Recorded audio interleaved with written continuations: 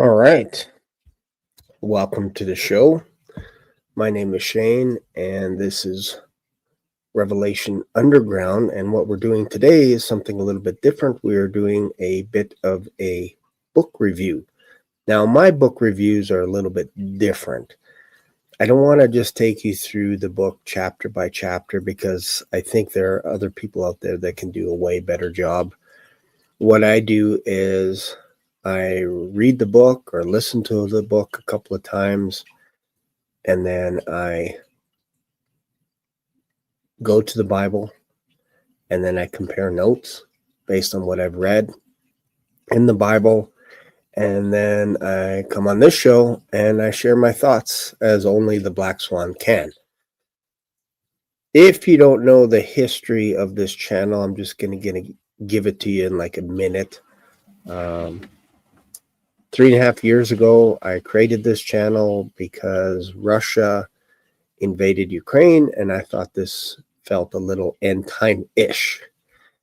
And I wasn't reading my Bible at that time, and I decided to pick up the Bible and start reading it. And back then I was reading the New Living Translation, and I was reading the book of Revelation. And at the end of it, I was like, I don't know what's going on here. I read the entire book. And then I thought, you know what? Maybe I should do what others have done, and that is read the book of Romans, because that seemed to have impacted their life.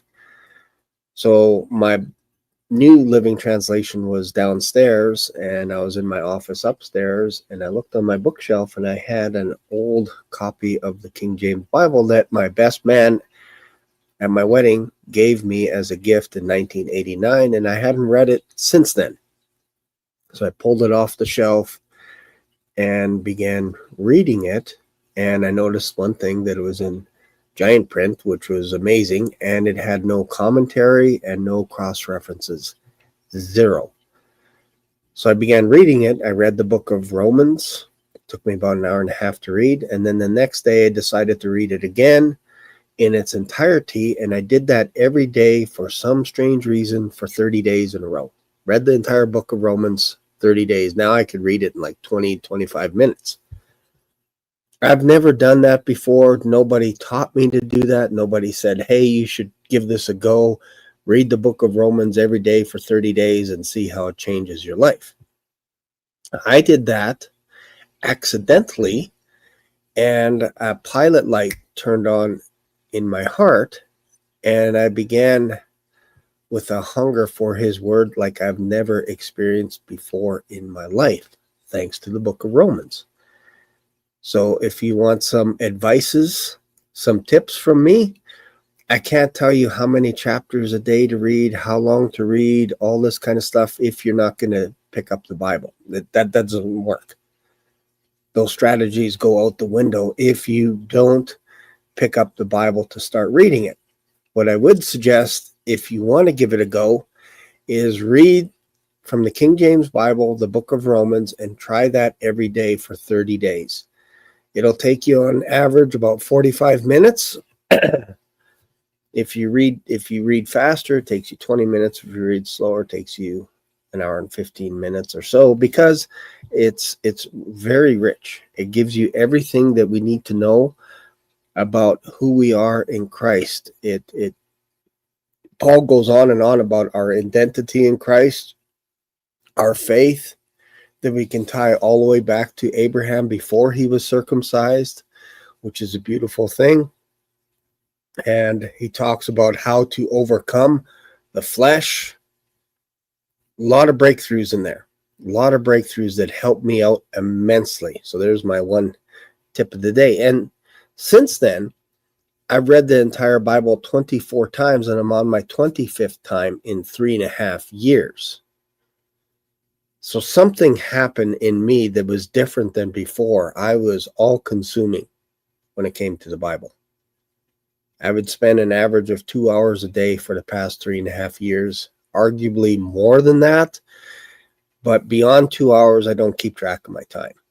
Because usually what I do is I set time aside between 6 o'clock and 8 o'clock, or 7 o'clock and 9 o'clock in the morning. That's my reading time, even if I'm reading for 5 minutes. That's my block of time. to read the Bible.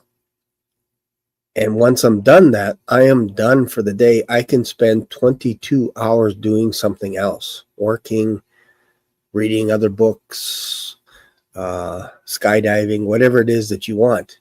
You can work as hard as you want, as long as you want, because those 22 hours are now yours, because you gave God 2 hours. So that's how I live my life. And in fact, it actually becomes more than that. It ends up being an hour here and there, whether at lunchtime, in the afternoon, in the evening, before bed, whatever it is. That's just how it morphs. But if I tell you you're going to spend 4 hours a day in the Bible, you're going to drop off like a fly, and you're going to be like, yeah, it's too much for me. That's Black Swan-y stuff. That's not me. So I got to bring it down to a level that you can appreciate, understand, and try. And that start with the book of Romans. Try it. Try reading the entire book, not just a chapter a day. Try reading the entire book every day. And I promise you, it will change your life. It will change your life. Something will happen with your mind, your thoughts. You'll want to gravitate towards his word more. And there'll be nights where sometimes I just dream of scripture, piecing things together. So take all that with consideration when I start talking about other books that have done my homework when it comes to the Bible. I've read a lot, and I will continue to read the Bible until I memorize every single page of the Bible. That's my ultimate goal, and I'm so far away from it. So what I do is I just read the Bible over and over and over again to compensate for my lack of ability to memorize things. I don't memorize scripture. I don't sit down and go, okay, Romans 1, chapter 1, verse 1, verse 2, verse 3, verse 4, and go over them, because I feel like I can get a lot more by reading the entire Bible. Then when I come across something in the New Testament where Jesus is opening up the Torah and he's reading, and he finds a place and he starts reading, this is the year of the Lord that is presented to you today. I'm paraphrasing. I know, I read that in Isaiah 61 just last month, because again, I try to read the entire Bible as fast as I can.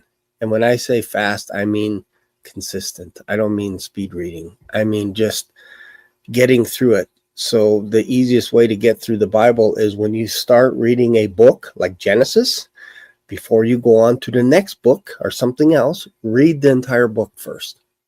Finish Genesis before you go on to another book of the Bible. That trick alone allowed me to plow through the Bible like you wouldn't believe. Gone are the days of reading a chapter here and then going over to Revelation and reading one chapter and then maybe a little bit in Matthew, all this stuff. You can do that, but not during my devotion. I do not do that. I read from one book of the Bible and I try to finish it in one sitting. If I don't, I continue the next day. And if I don't do it the next day, I do it the next day. And when that's done, I go on to the next book. Why am I saying all this? It's because it prepares you for when you want to go down deep rabbit holes. You got to prepare your mind, because some of these books go pretty deep and some of these books go pretty dark. And you have to have a mechanism, an attachment to a rope that can pull you out of these rabbit holes when you need to, because otherwise you'll go crazy. You just go nutso. So that's why I say this. You need a foundation. So today we're going to be talking a little bit about, if anyone builds it, everyone dies. And just so you guys know, AI is kind of new to me in regards to reading literature. I've been using ChatGPT for the past couple of years, and it's getting better and better and more powerful and more scary at the same time, more scary. And I know a lot of people are using ChatGPT. They just don't want to admit it. They don't want to admit it. They're scared, and they're saying, if I say I use ChatGPT as a search engine or whatever, somebody's going to think I'm worshiping the devil or something like that. Okay.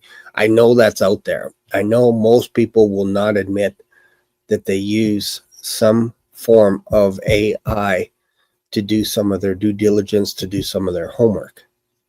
They're either unaware, or they're afraid to mention it, or to say that, yeah, it's quickly become a part of our world on a daily basis. And if you're not grounded, it could take you off guard as well. And I know there are some people that they'll make up stories. They'll say, I never use AI. I hate it.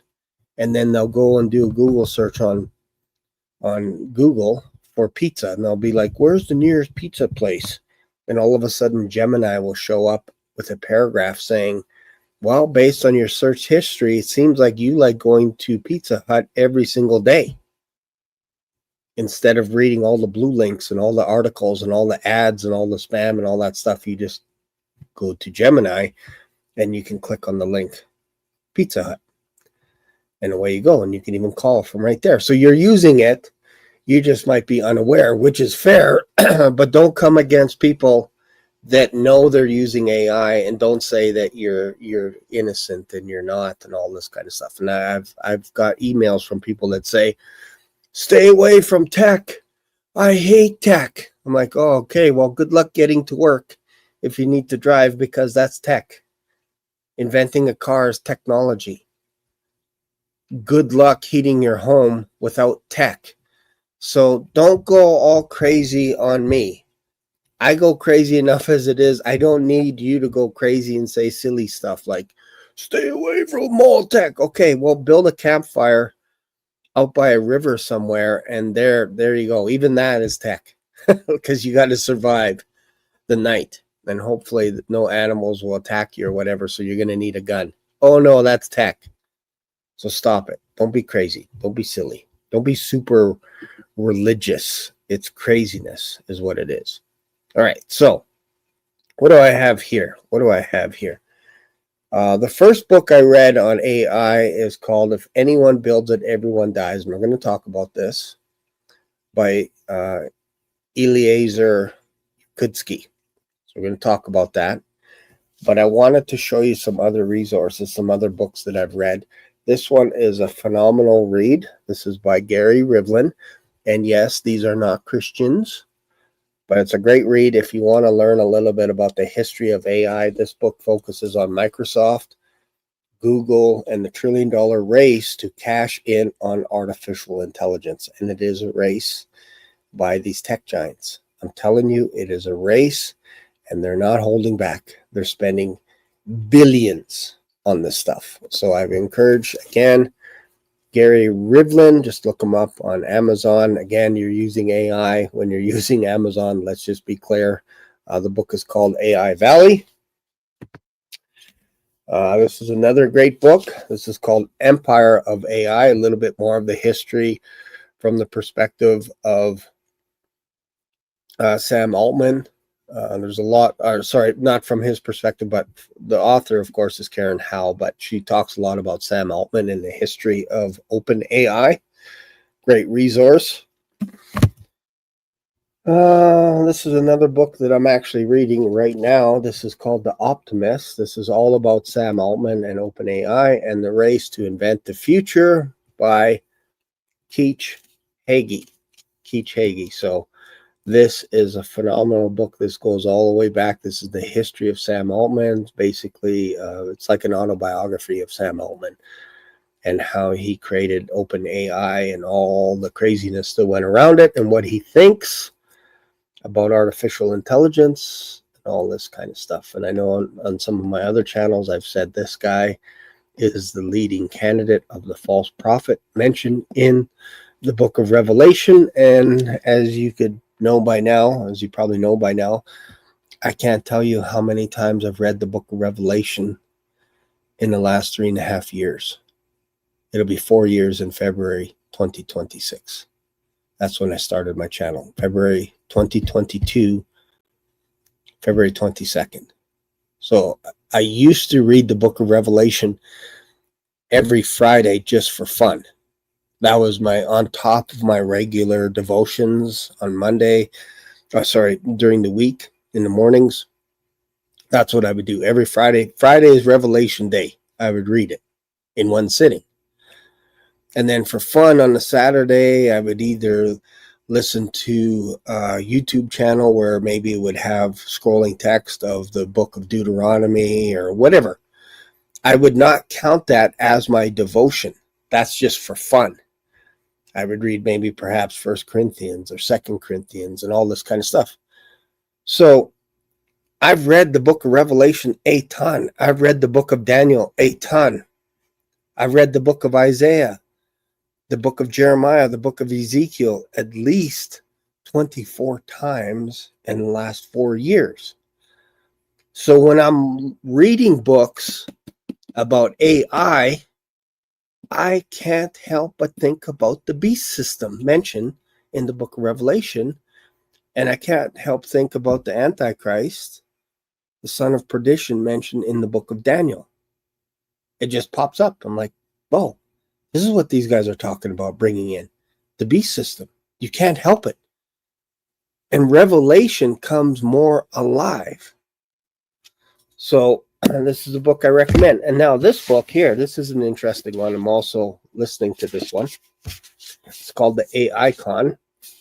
So what I do sometimes is I'll get the audio book and I'll get the physical book and I'll read and listen to it at the same time. Because sometimes I like to get up and make myself a cup of coffee and then I'll come back to the book and then I'll use a highlighter and all that kind of stuff as well. This book comes at it from the opposite spectrum, as in there is no such thing as artificial intelligence, meaning it's just a con. It's a con to get us to pay more money for the infrastructure, for all these databases, all this kind of stuff, and basically suck your bank account dry. So that's how I approach topics. Is I like to read it from both sides of the spectrum. And interesting enough, I haven't found any Christians yet that have written a book on AI, and I'm working on it right now. I'm hoping it's not too late to write a book about the beast system and AI. I'm hoping to have it by the end of next year because it takes a long time to process all this stuff. And that's my goal. But you know what's weird is these books came out this year and they're already starting to be a little bit, I won't say obsolete, but we're advancing so fast that if you spend 2 years writing a book, that material can almost be ineffective. It can almost become meaningless. So I don't read any books on AI from 5 years ago, 4 years ago, 3 years ago, because it's irrelevant now. It's irrelevant. That's how fast things are exploding in the world of AI. All right. So I wanted to present that stuff to you because I'm not a person that's just watching a little YouTube video and then coming up with my thoughts. Oh, this is what's going to happen with AI and all this stuff. I've done a lot of homework, and I believe if you read 8 books on the subject, you're going to know more than 80% around you, of the people around you. You're going to know more than 80%. So I think I've read 5 books, almost 5 books on the subject. And I feel like I'm only scratching the surface, which is crazy, right? So if I've read 5 more books than you, then you've come to the right channel, because we're going to go heavy in the next couple of weeks, next couple of months, next couple of years, if we're still here, if we haven't been raptured, talking about the beast system. I'm going to be singing like a canary in front of a coal mine, because you have to know what's going on, what's happening around us. So we're gonna dive in. We're gonna dive into this. So let's just have a look here. So this is the book I'm talking about today. It's called "If Any Company or Group Anywhere on the Planet Builds an Artificial Superintelligence using anything remotely like current technologies, based on anything remotely like the present understanding of AI, then everyone everywhere on Earth will die." And this book just came out September 16th. And I read it.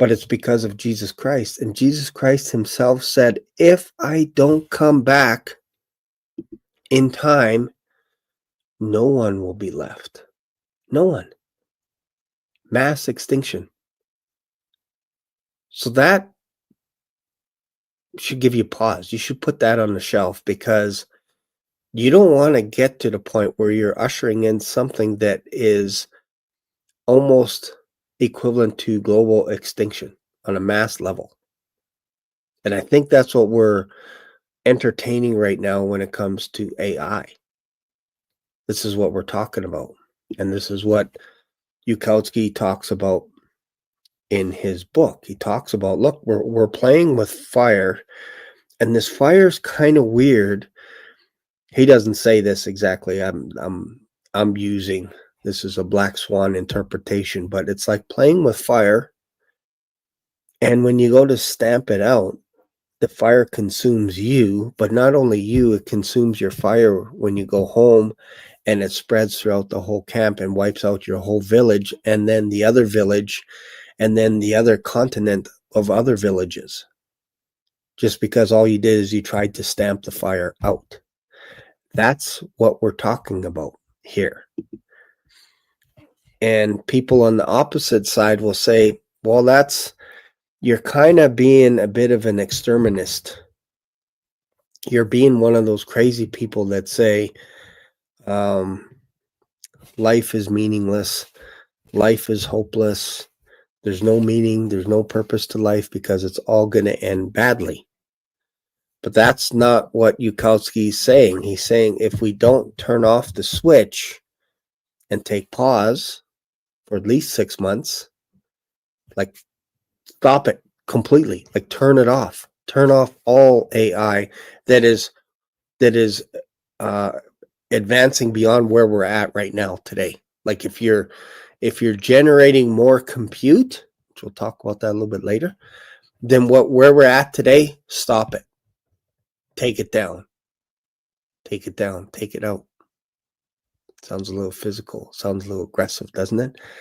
But that's how serious we have to take it, because there are tech giants that have big plans for huge data centers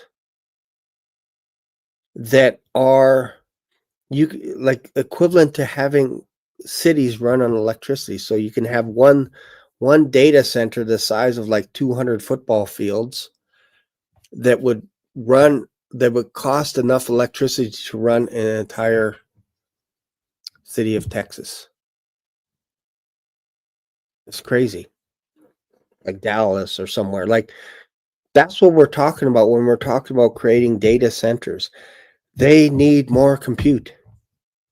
They need more energy, more power, because we're asking it more things to do, and we're asking it to save it to memory, because we don't want it to start all over from scratch, as in tomorrow you show up and you're like, hey, I want to order pizza. You don't want it to say, what kind of pizza do you like? You want it to say, based on your history, you've ordered 10 times at Pizza Hut or Boston Pizza.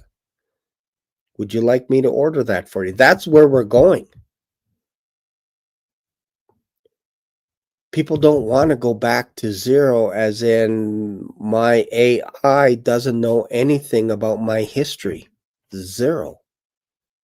So now it has a thing called memory. Well, where do you think that system, that app that you have on your phone has to save it? It has to store it in a data center. It's not in the clouds, folks. It's in a warehouse full of computers, full of NVIDIA chips that can save every question, every query that you ask ChatGPT or other AI models. I reference ChatGPT a lot, just so you know, because that's what I use the most. That's the most what I understand and what I've read about, versus Gemini, versus Copilot, all this other kind of stuff. Pi. You've probably never heard of Pi. I didn't hear of Pi until recently.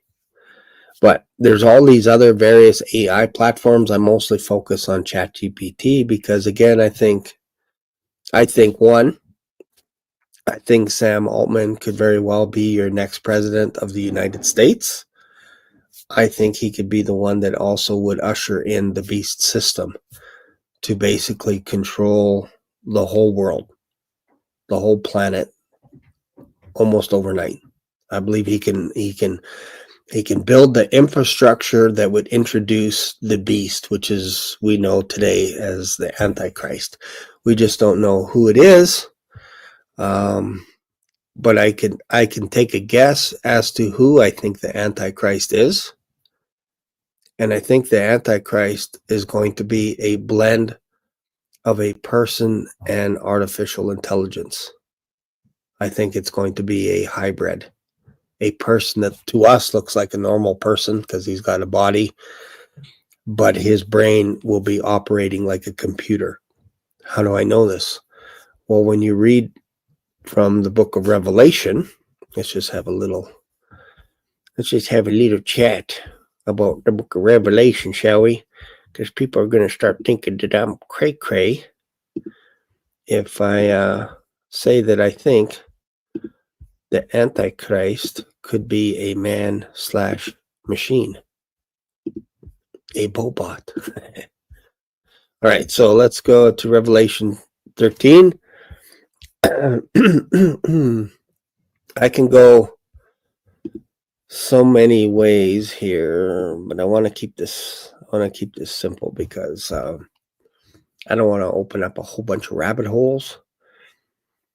But I think when we're talking about Revelation, we have to look at the book of Revelation as symbols. We can't look at it as literal, as in when you see the word sea, if you think it's water, I think you're mistaken right out of the gate, because Jesus tells us that the water, it also represents nations, languages, all this kind of stuff.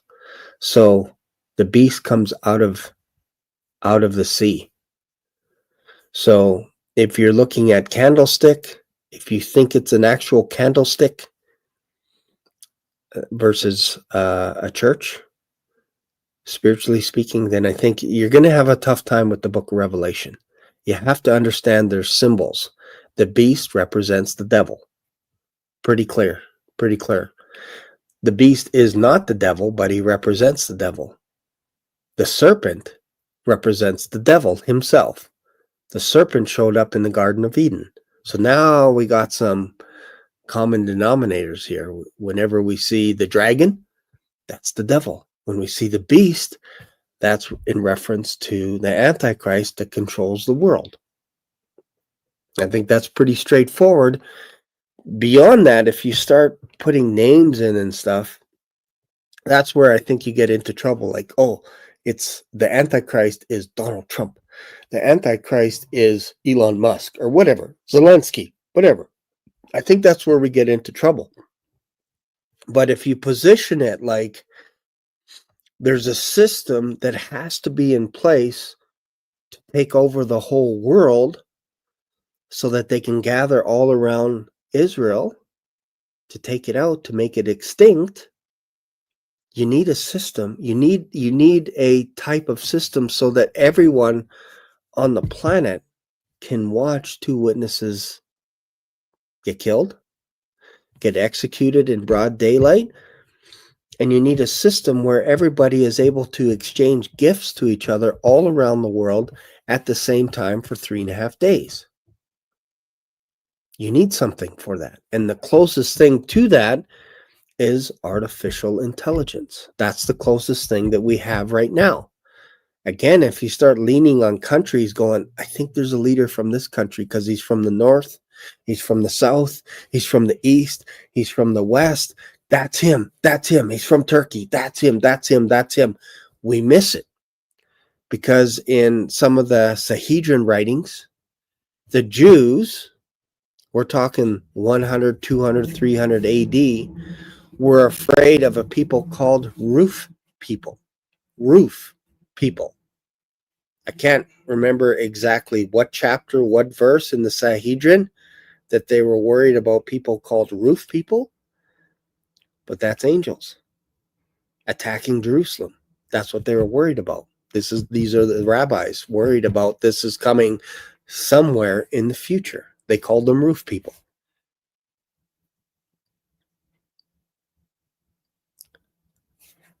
It's interesting that in the King James Bible, in the book of Genesis, we see waters that were separated. Waters from above, waters from below, and in the middle is what we call a firmament. That's where heaven is.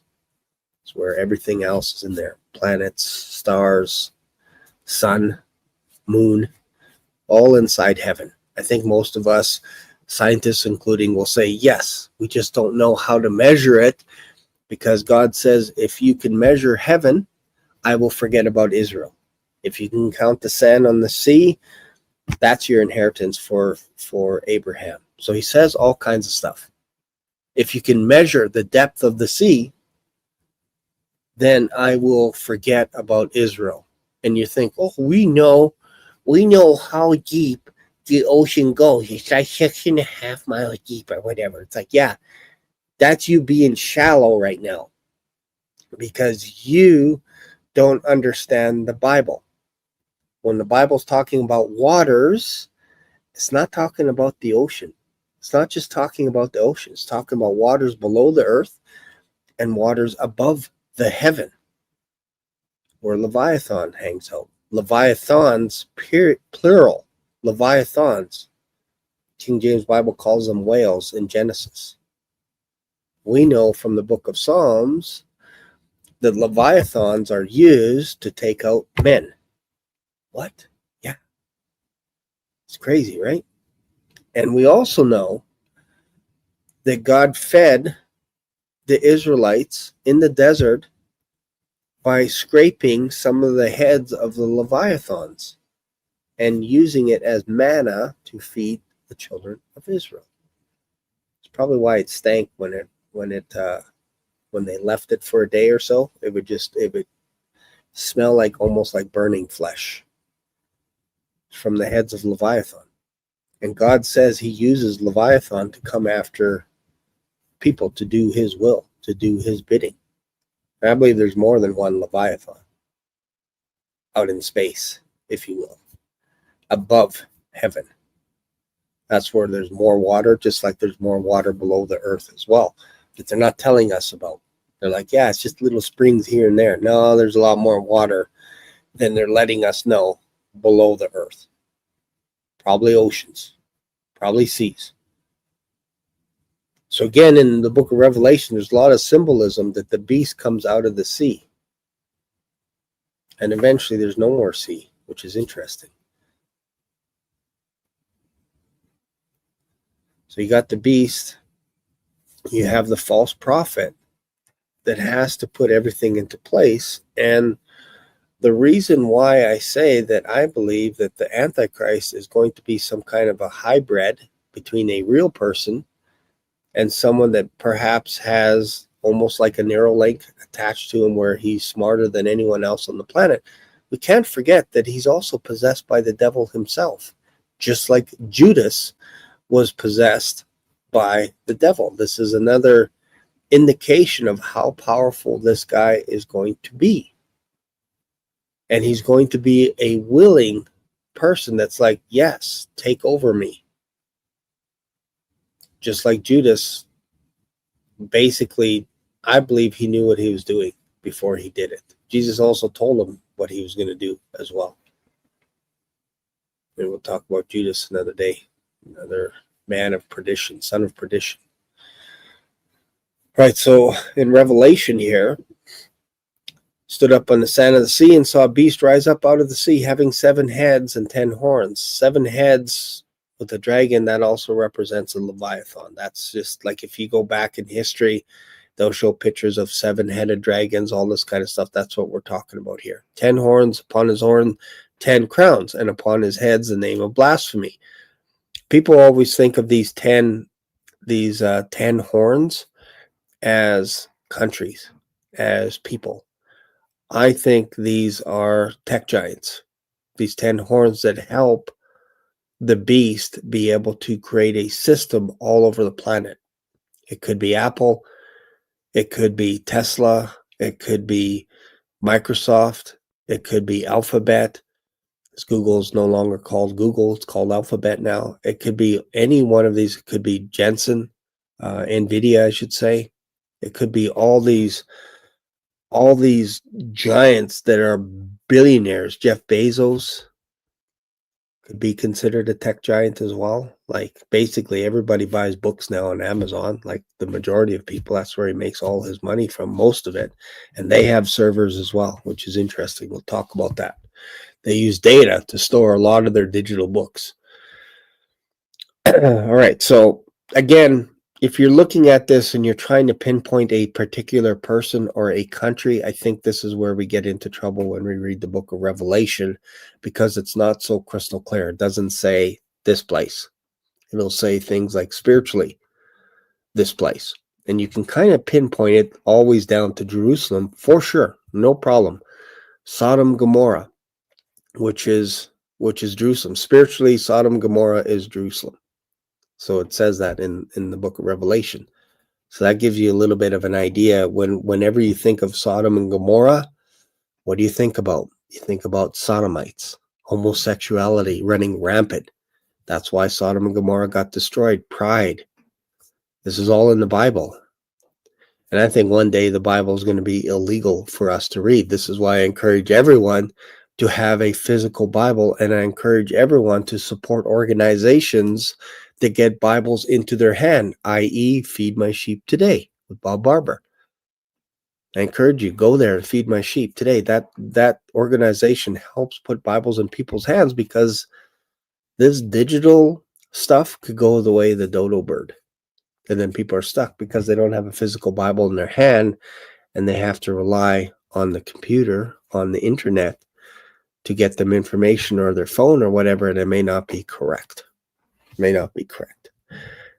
All right. And the beast which I saw was like unto a leopard, feet were as the feet of a bear, mouth of a lion, and the dragon gave him his power. So again, if you're thinking it has to be a person, specifically a man, I get it. I get why people say, oh, it's Trump, it's Elon Musk, it's Sam Altman, it's this, it's all. I get why we say that, because we have to try and put a label on a particular person. But if you look at this, it says it's the feet of a bear, and we're like, oh, Russia, mouth of a lion. Oh, well, that could be the United Kingdom. They have a lot of symbolism when it comes to a lion. But I think we have to go a little bit deeper than that. We have to go a little bit deeper, because we have the dragon that gave him his power and his seat and great authority. So he tried to do this with another guy, which we know as our Lord and Savior, Jesus Christ. The devil said, I can give you, it's been granted to me this power, and I can give it to anyone I please, and I'll give it to you, but there's a little condition. You got to bow to me. And Jesus basically said, you must worship only you, devil, you must worship only one God. It's written. And the devil left him after that. So he showed him all the kingdoms of the world in a moment of time. Talk about that a little bit later. The dragon gave him his power, great authority. And again, I think we're misdiagnosing this if we put it onto one person. If we say it's Trump, if we say it's Elon, if we say it's somewhere else, I think we're missing the bigger picture, that it could be anyone. It could be any person. Just think about the disciples, the 12 disciples. They didn't know which one was going to betray Jesus Christ. They all asked themselves, is it me? Is it me? Is it me? And I'm sure some of them were like, it can't be me. But some of them could have been, it could be me. And then John leaned in, because Peter said to John, ask him, who is it? Jesus said, whoever takes from my hand this bread is the one that will betray me. So that should say something to you, that all 12 disciples thought it was them, and Judas even asked, is it me? And he probably knew. And Jesus said, yes, it's as you said. So I think the Antichrist is going to be someone like that, where we won't know until that day that he makes his decision to follow the devil. And the devil says, if you want, I can give you all of my power. And he says, yes, make it so. Takes a knee. And the devil actually possesses him. So one of his heads were wounded to death, and his deadly wound was healed, and all the world wondered after the beast. So wonder doesn't necessarily mean it's a fun thing. Oh, it's so wonderful. This beast is so wonderful. Wonder also means like terror. Like, are we next? Are we going to die? This guy is so powerful. So powerful. That's wonder. That's amazement. That's in the light. And I don't have to go to Greek, Hebrew, or Swahili. You just have to read the Bible. When you see the word wonder, anytime you see that word wonder show up again and again and again, you have to look at it from that perspective of what it says in the context. So wonder is not like we use wonder today, as in, isn't that so gorgeous? Isn't that so beautiful? It's not the context here. The whole world wondered after the beast. And I would almost think that there were some people that are like, how are we going to get out of this? Because now we have an allegiance to the beast. And if we don't have an allegiance, we're going to get killed. So the whole world wondered. The whole world wondered.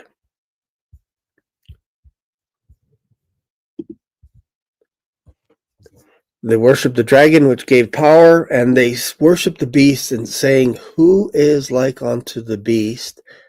Who is able to make war with him? So this beast, this is our clue here, that the beast actually is able to make war. The beast is able to make war. And this isn't from the perspective of people going, nobody could stop the beast. He's our friend. Nobody could stop him. Who can make war like the beast? That's not how this is positioned. It's who's going to come against this guy? Like, anybody want to volunteer? Anyone? We need someone to come against this guy. Who is it? Who is it? Doesn't look like anyone can make war. Okay, we surrender. We take the knee and we enter into his system because we're going to get killed. That's the world mentality. That's the art of war itself. If you can't win the battle, you make a treaty with whoever is coming against you. That's the spirit of the wonder that they're doing. Who can make war against this beast? The answer is nobody can except Christ himself. That's how powerful this beast is. Whoever he is in the future, he's going to be so powerful. And I think this is where AI begins its alignment, developing the beast system. I think it's already here. Some people will say, no, Shane. We will never see the Antichrist, period. We got to be up. I get it. I used to think that too. But what we're missing here is you have to have a system in place before the Antichrist can show up. And sometimes that system could be in place for months or years. So the beast system did not start today. It started years ago. But it's getting better and better. It's getting better to a point where all the infrastructure is in place that you flip the switch and all of a sudden the Antichrist shows up and he now has something tangible to work with. Then you can argue with me, okay, then we go. And I'm like, yeah, it's a pretty good chance we're out of here. Why? And Bob Barber and I are going to talk about it sometime during the week. He made an interesting hypothesis, and I agree with it 100%, that right now, and I mentioned this last weekend when I was in Tennessee, that we're canaries in a coal mine, rattling the cage, and there's no way the Antichrist can do what he wants to do if we're here. This is why we say the rapture is imminent, because we're singing like canaries going, look at this system. Look at this. AI software, all this is leading to the beast. Says, wait, what? We're singing like canaries in a coal mine. And once we get to the point where we're silent, I believe we're out of here. Doesn't mean we're all killed off and tortured and all this stuff, but I think there's going to come a point where we're so loud that if Christ doesn't remove the church, then Israel doesn't go through the great tribulation, doesn't go through Jacob's trouble, which would be contrary to what God said would happen to Israel. So that'll be another video. Why does Israel have to go through tribulation? Well, it's because they didn't get wiped out in the Old Testament. God should have legally destroyed them, like vaporized them over and over again. He should have. Why didn't he destroy Israel? Was it because they were righteous? No. It's because he made a promise to Abraham, Isaac, and Jacob. And also, God said that he feared what the Gentiles would do, how sick and twisted they would get if Israel was extinct. And now people are going to come at me and go, God never fears anyone. That's just because you don't understand what fear means. You don't understand it. So that's okay. That's fine if you don't understand what fear means. Fear is not always like, I'm terrified. I'm so scared. I can't even move. It's not what it means. Always. God said that if it weren't for the fact that I fear that the Gentiles are going to get stupid, they're going to get nutso, they're going to go crazy at the idea that Israel is no longer around, I will never allow them to be extinct. That's the whole point. You cannot erase Israel from history. You can't. You can try, but you can't. You can't make them extinct. That's God's point. That's what he's saying to Moses. Read it in the King James Bible. If you don't believe me, it's like Deuteronomy 39 or something like that. Again, people get wrapped up in the word fear. They're like, God's afraid of the Gentiles. It's like, because you don't understand, and you're not really being at a place where you're like, man, just hear the words of what God is saying. He promised David that he'll always have a light, a beacon to his throne. Who is that light? Ultimate light. That's Jesus Christ. It wasn't Solomon. David thought it was Solomon. It wasn't Solomon. People think Solomon designed the temple. He didn't design the temple. He built it. It was his father's plans. His father put a lot of energy into the blueprints of the temple. That was on his heart, to build a temple for God. I would argue it wasn't on Solomon's mind to build the temple.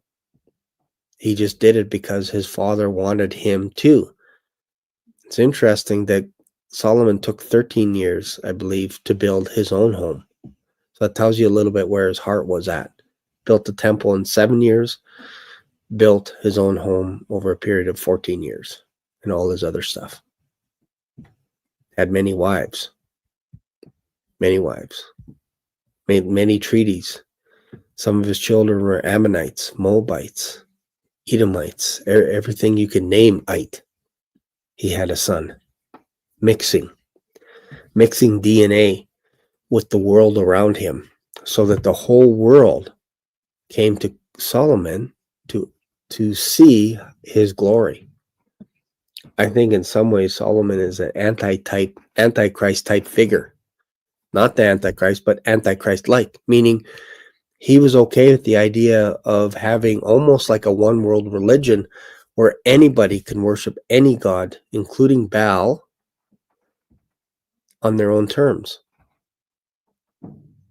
This is why Israel split in half, was because of Solomon.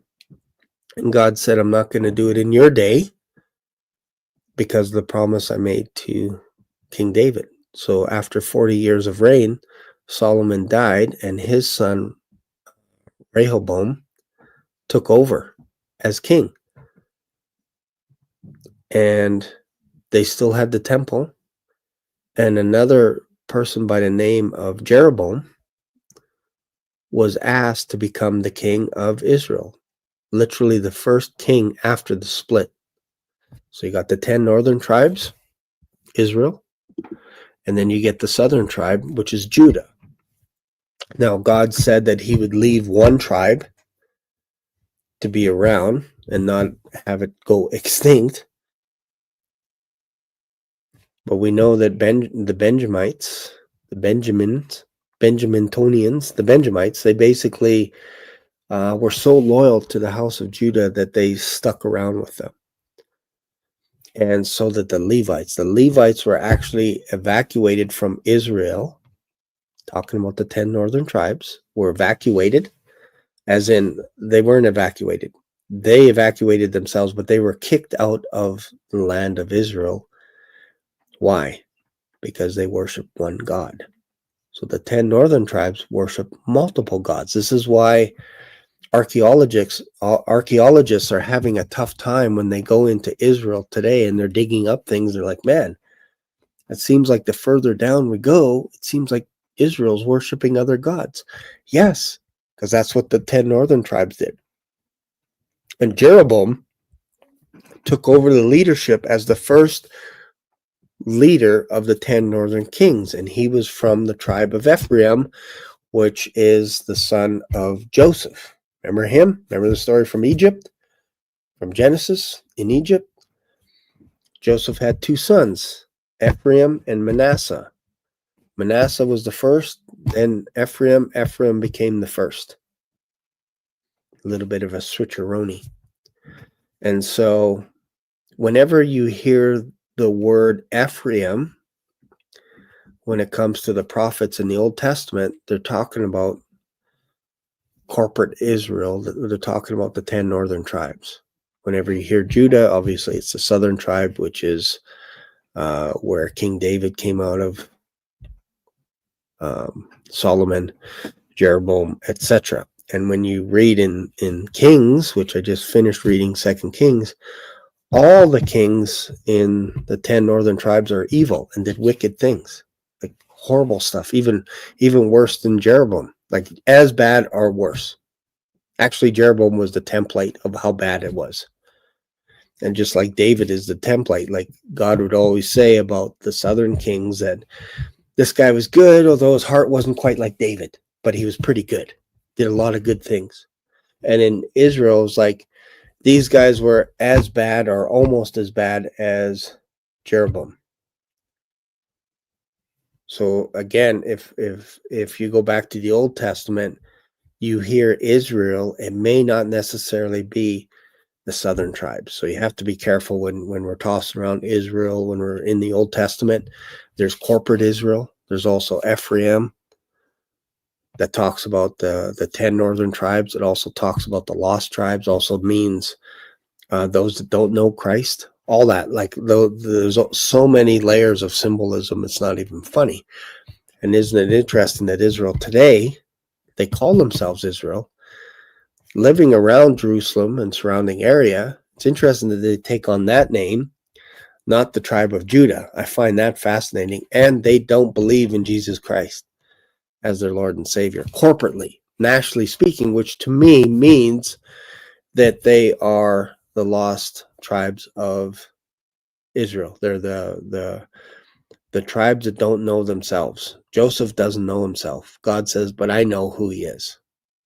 Meaning they have almost like selective amnesia. They don't care about the tribes. They don't care where they come from. What they care about is if you believe in Judaism, they don't care what tribe you come from. Don't care. And that mirrors what the 10 northern tribes in Israel did. They didn't care what God you worshiped.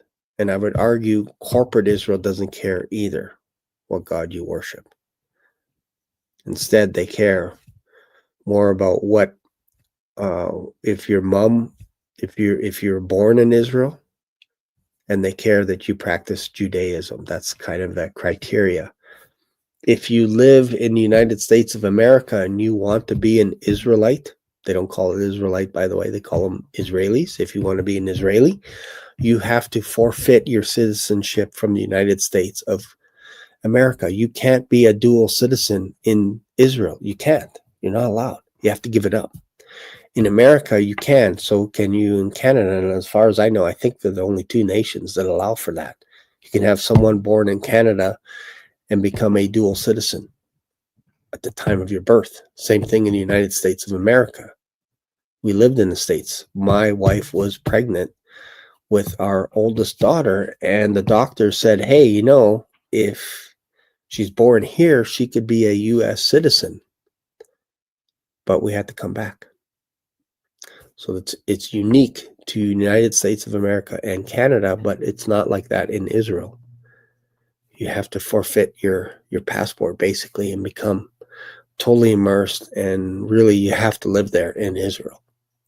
And your mom has to be born there. That came into effect after 1948. They changed the rules. It's interesting that they don't follow the lineage of the father, which is what the entire Old Testament is based on, is the lineage of the father. And they don't follow it. They don't pay attention to that. They go through the mother. And I think Jesus Christ knew that ahead of time. That's why you have two genealogies in the book of, you have one in Matthew and you have one from Luke. In the book of Matthew, one lineage goes all the way to Joseph. And remember, one of the kings was cursed not to have any more children on the throne. And that was from Solomon's lineage all the way to Joseph. This is why Joseph wasn't able to impregnate Mary, because that line had been cursed. It goes all the way back. I forget the king's name. Jehu. Can't remember which one it was. But then Nathan, which was Solomon's brother, through his lineage goes all the way to Mary. So Jesus legally, from a legal point of view, had his father Joseph that came all the way from Solomon, from King David, and then also legally on earth as a human being was able to go all the way back to Nathan, which was also the son, not talking about the prophet Nathan, talking about the son of David, which goes to David himself. So that's why we have the two genealogies. Why do I say all that stuff? Because today the Israelis don't care about genealogy. In fact, they don't even allow you to have a genealogy test to see where you come from, because I think it's so mixed.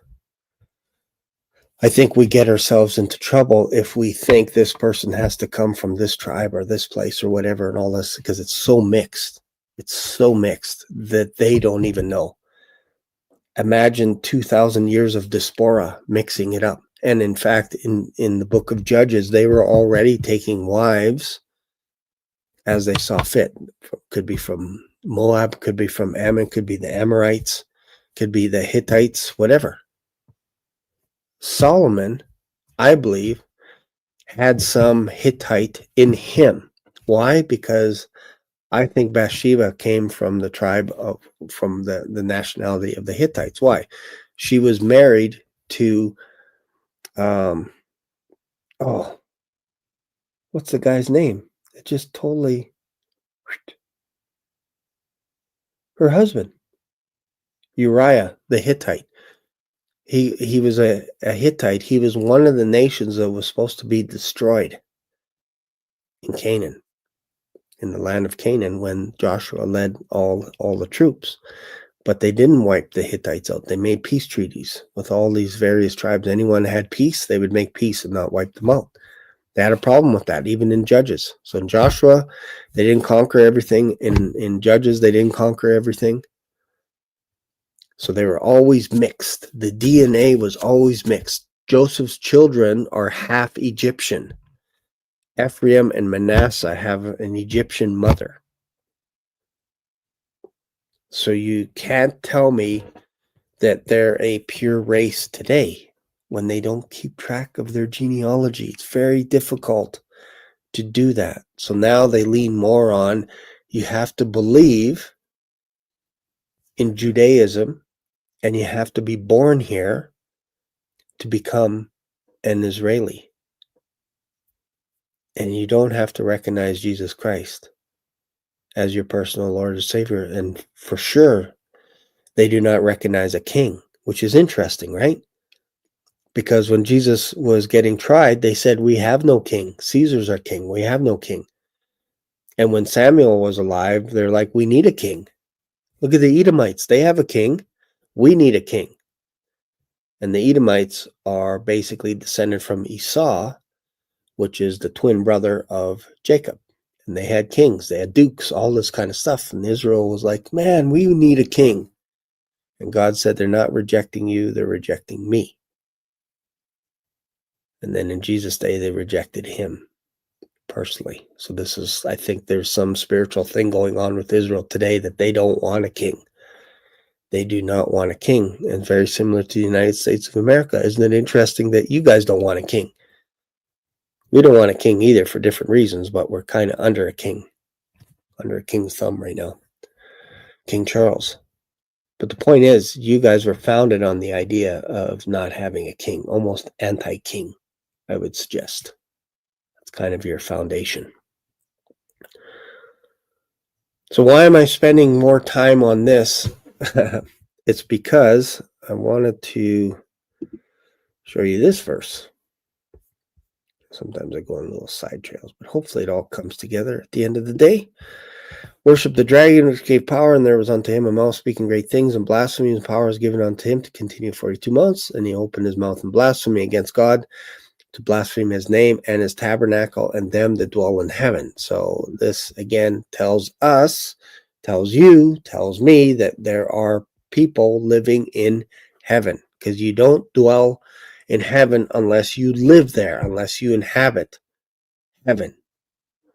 You have to live there. You have a home there. You breathe there. You eat food there in heaven.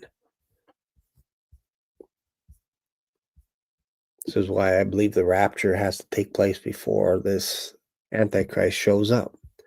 How long before the Antichrist? Don't know. Could be minutes. Could be the day after. Don't know. But I do know that there's somebody blaspheming against God, his name, and his tabernacle, which is in heaven. And he's blaspheming all those that dwell in heaven, most likely because of the rapture. Most likely. Just guess, just going all black swanning on you guys. And it was given unto him to make war with the saints. So the beast is good at making war with the saints and to overcome them. And power was given him over kindreds, tongues, and nations. And I would argue that the devil was also, or the beast, this beast is also able to conquer angels. And I'll talk about that in another video. That this new beast system is going to be able to detect who angels are and who angels are not. And I think that's important because we think that there's just a basic war right now, Russia against Ukraine, US against China, and this is the single layer that we hit. We're not really fully understanding or appreciating that there are more factions out there. There are angels that hate our guts. Hate. H-A-T-E. Angels that hate our guts. Fallen angels. They don't want us to be here. They made a deal with the devil that they get to inherit everything, and they are going to get to a point where they're going to question the devil, going, dang it, you promised us heaven, that you would ascend to the Most High, and you're like us. We don't have the ability anymore to get to heaven. That's what's coming in the future. And the beast system is going to be able to detect angels that are for God himself. This is why they're going to have a system to determine whether or not you're human. Meaning, if you're an angel that's from God, from heaven, you're not welcome here on earth. You're not welcome here. And they will systematically target angels as well as those that follow Jesus Christ himself. And this is in the book of Daniel. He will stamp them out. Host of the Most High. Those are angels. Angels are going to try and come against the Antichrist, and they won't have a chance. Why? Because they need Michael. Michael will help them out. I think there's some kind of a mystic, some kind of a myth that we go, all angels like humans. And all angels are equal power. They all have the same ability. We just go, yeah, the good ones are just as powerful as the bad ones, and the bad ones are just as powerful as the good ones. Not understanding that when you read the book of Daniel, that Gabriel was trying for 21 days to break through a front in heaven and couldn't puncture a hole. He was being pushed back. By what? Angels that are on the devil's side. Until what? Until when? Until Michael showed up, which I think Michael is the most powerful angel, and punctured a hole so that Gabriel can get back to earth to tell Daniel why it was that they weren't able to move back into Israel, why it was taking so long. Because Daniel's like, hey, time's up. He's reading the book of Jeremiah. He's reading one of the letters of Jeremiah, the scroll, and he's like, man, it's 70 years. Time's up, and we're still in Babylon. And he prayed and fasted for 21 days, and no answer. No answer in day 10, no answer in day 14, no answer in day 20. Day 21, Gabriel shows up, and he says, I just barely got here. I just arrived because Michael had to fight for me and help me out, puncture a hole. That tells you there is a bigger battle going on, and the Antichrist is going to have power to defeat some of these angels on earth. And there's going to be a detection system in place to tell the beast system who is human and who is angel. I believe that. I have no doubt about that whatsoever. That's why they're building these systems, to tell you it's for your own protection, to prove your humanity. And they'll say it's because there's AI rogue agents that could be deep fake, that could pretend that they're you. So how on God's green earth can a robot, a machine today, pretend it's you unless it's on TV? Can't. So in person, that means we're talking about angels. Paul says, be careful, you might entertain angels unaware, meaning they're amongst us and we don't know it. We don't know it, but there will come a time that there will be a system in place to be able to detect angels, and the gig is up for them. They can't help us. They can't help man anymore on earth. That's why I believe we have to be out of here, because we have the Holy Spirit and we have intuition. Can you imagine us while the Antichrist is on earth and we're going, I cast you out of this person in the name of Jesus Christ, because Jesus said if you do that, they will flee from you. If you resist the devil, you'll flee. You can move this mountain, this system over here to here. We will wreak havoc on the devil if we're here on earth. Because the devil can't do anything to us unless God allows it to happen. And he's not allowing us to get disintegrated. Look around you. Not on a mass scale. I believe it's because the principalities, powers, rulers of the air cannot touch us today. And I know people will argue and say, well, but in other countries, Christians are getting killed. I never said that Christians can't be killed. But what I'm saying is the Antichrist won't be able to destroy us until we're gone. And this is why post-trippers, they get all excited and they're like, oh, look at this, the saints here, they're getting destroyed. That means it's Christians. Well, that's because you probably never read the entire Bible. Saints also means angels as well, by the way, just so you know. Also means messenger. Angels mean messenger. Angel could be person. Angel could be angel. Saints could be angels. Host could be people, could be angels, armies. So this is what trips up post-trippers. They're all confused. They're like, man, it feels like we got to get drugged through the mud as the bride.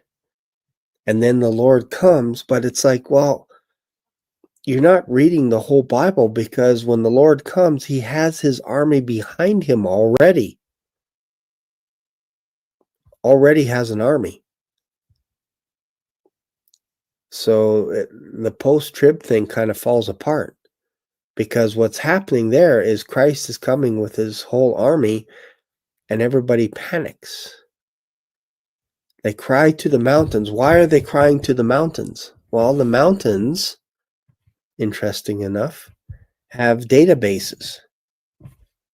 What am I saying? They have computers. They have databases to store digital information. They also have historical information, especially in the United States. They store information in vaults, history in vaults on paper in various places. And now everything is being digitized and stored in these mountains as well, in servers. Digital information, and I believe digital information could be manipulated. So when you see organizations trying to back everything up digital in a tower, if you will, that goes all the way back to the Tower of Babel. I believe that's something that they were building, some kind of infrastructure that was consuming all the resources that it was to reach the heights of heaven. Meaning, some people think, oh, they're actually just going right up to heaven. I get it. If you read the book of Jubilees, it kind of looks like that. But it gets a little crazy as well. But I believe that they were using all their energy, all their resources to build this massive tower to be able to usher in a one world government. Almost like a huge data center, a huge library that has everything in it, all the history of mankind, everything is in it.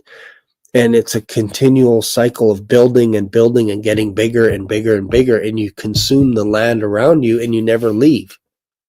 Because that's your job, is to keep feeding the machine. And God's like, we got to confuse this language, remove this language. I believe it was English. And I've talked about that in other videos. Some of you might trip over that, so I'll make another video about that, but extracted it. And then all the people went back to their language, their custom, their culture, and spread out all over the earth, because they couldn't understand that one language to help them build this huge data center, this huge tower that consumed all the resources. They had to abandon ship. The project was bankrupt, literally overnight. They had no more understanding of how to build this infrastructure anymore. Gonzo. And today we know that companies are building infrastructures into databases, into mountains.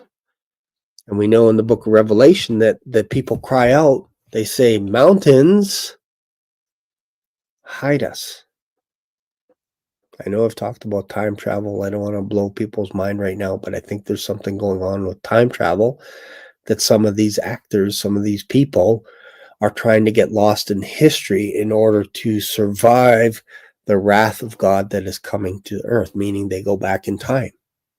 Now, I can't prove it yet, but I think if I do a little bit digging, we start to see there's a little bit time travel stuff going on in the Bible with regards to the angels going back and forth through time and stuff.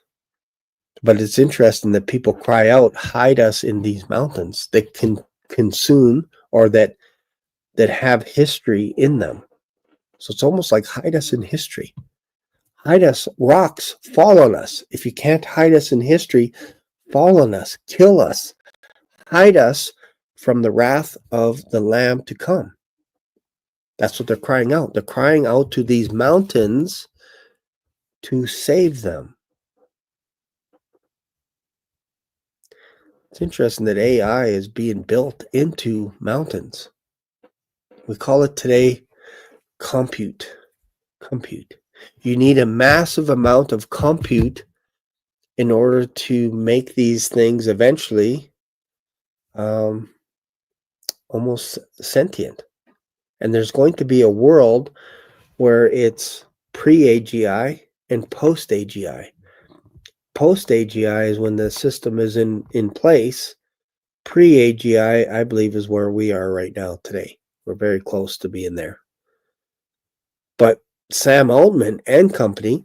Sam Altman is the creator of OpenAI. He's also the creator of Tools for Humanity, which is now distributing 7,500 orbs throughout the United States of America, and arguably almost 46 or 40 million people around the world are actually entering into the system using their eyes, scanning their iris to get a number for their name, a number, a unique identity, so that they can get a world coin and eventually universal income as well. Universal basic income. This is all Sam Altman talking about, all this crazy stuff. And he's not letting it go. So it's going to be happening again. It almost feels like it's taking us back to the Tower of Babel, doesn't it? Doesn't it feel like that to you? That you now have one world government, one currency, one religion, which I believe is to worship the image of the beast. And the image of the beast is given life. That's why I say it's a computer, man. Look at this. Let's go back to Revelation. Let's keep going here. So I said it's kind of a book review, but a lot of the stuff is in his book, but he doesn't come at it from the perspective of a Christian or the perspective of the book of Revelation. Make war with the saints, and to overcome them, power is given to him over all kindreds, tongues, and nations. And all that dwell upon earth shall worship him whose names are not written in the book of the Lamb, slain from the foundation of the world. If any man have an ear, let him hear. If you're human, listen to this. He that leadeth into captivity shall go into captivity. He that killeth the sword must be killed. Here's the patience and faith of the saints. Remember those saints at the beginning that were in heaven that are like, how much longer, Lord? How much longer? Again, I'm saying saints could be people, could be Israelites, prophets, could also be angels. And I beheld another beast coming up out of the earth, and he had two horns like a lamb, and he spake as a dragon. So he spake like the dragon. Same language almost as the devil himself. And he exerciseth all power of the first beast before him, which is the Antichrist, and causes the earth and them which dwell therein to worship the first beast, whose deadly wound was healed. And he doeth great wonders, so that he maketh fire come down from heaven on the earth in the sight of men. So this is one of the wonders that this false prophet will be able to do. Whether that's using satellites, don't know. He's going to be able to make it rain fire from space, from heaven, and it'll be done in the sight of men. And deceiveth. So this is a deception. If you read The Art of War, right here, all war is based on deception. All war. If you look up the word all in Hebrew, in Greek, in Latin, in Swahili, it means all. All war is based on deception from the beginning to the end. So this beast is deceiving, the false prophet is deceiving them to dwell on the earth by the means of those miracles which he had the power to do in the sight of the beast. Basically, the beast is acknowledging the false prophet, agreeing with the false prophet, what he's doing, saying to them that dwell on the earth. Notice that the beast has no control over those that live in heaven, us, Christians, those that believe in Jesus Christ, that get raptured up to heaven. At this point in time, there are no Christians from before the rapture. They're not here. They're in heaven. I'm not saying that people can't get saved. I'm saying you can't escape after the rapture. There is no escape. The only escape is that's it. The dwell down on the earth, that they should make an image to the beast, which they had to wound by the sword. So here it kind of looks like that they're going to make an image to the beast here on earth. This could be right after the rapture, like literally, like right after. They said they should make an image, so that time frame, we don't know how much time it takes to make an image, which had the wound. So make an image to the beast. The beast had the wound that came alive, came back to life. And they're saying they want to make an image to this beast as kind of a dedication, that had the wound and sword and did live. And he had power to give life unto the image. So remember, all war is based on deception. So he had the power to give the false prophet, which I believe is Sam Altman, gave life unto the image of the beast. So this image is going to be very similar, but it's digital, of the Antichrist. That it should both speak and cause that as many would not worship the image of the beast should be killed. So this gets spread out throughout the whole world now, that if you don't worship the beast or the image of the beast, you should be killed. Because again, this is the image of the beast that is basically going worldwide to say that if you don't worship the image of the beast, you should be killed. And he causeth all, both small and great, rich and poor, free and bond, to receive a mark in their right hand or in their foreheads. So to me, foreheads is anywhere here. Any of this. It could be thoughts, everything. You need to take some kind of a mark. Still don't know what it is fully, but I have some kind of clues as to what it is. That no man may buy or sell, save he that had the mark, or the name of the beast, or the number of his name. Here's wisdom. Let him that hath understanding count the number of the beast, for it is the number of the man, and his number is 666. Okay, it's interesting that here it says, let him that hath understanding count the number of the beast. So let me just find that here real quick. 1 second here.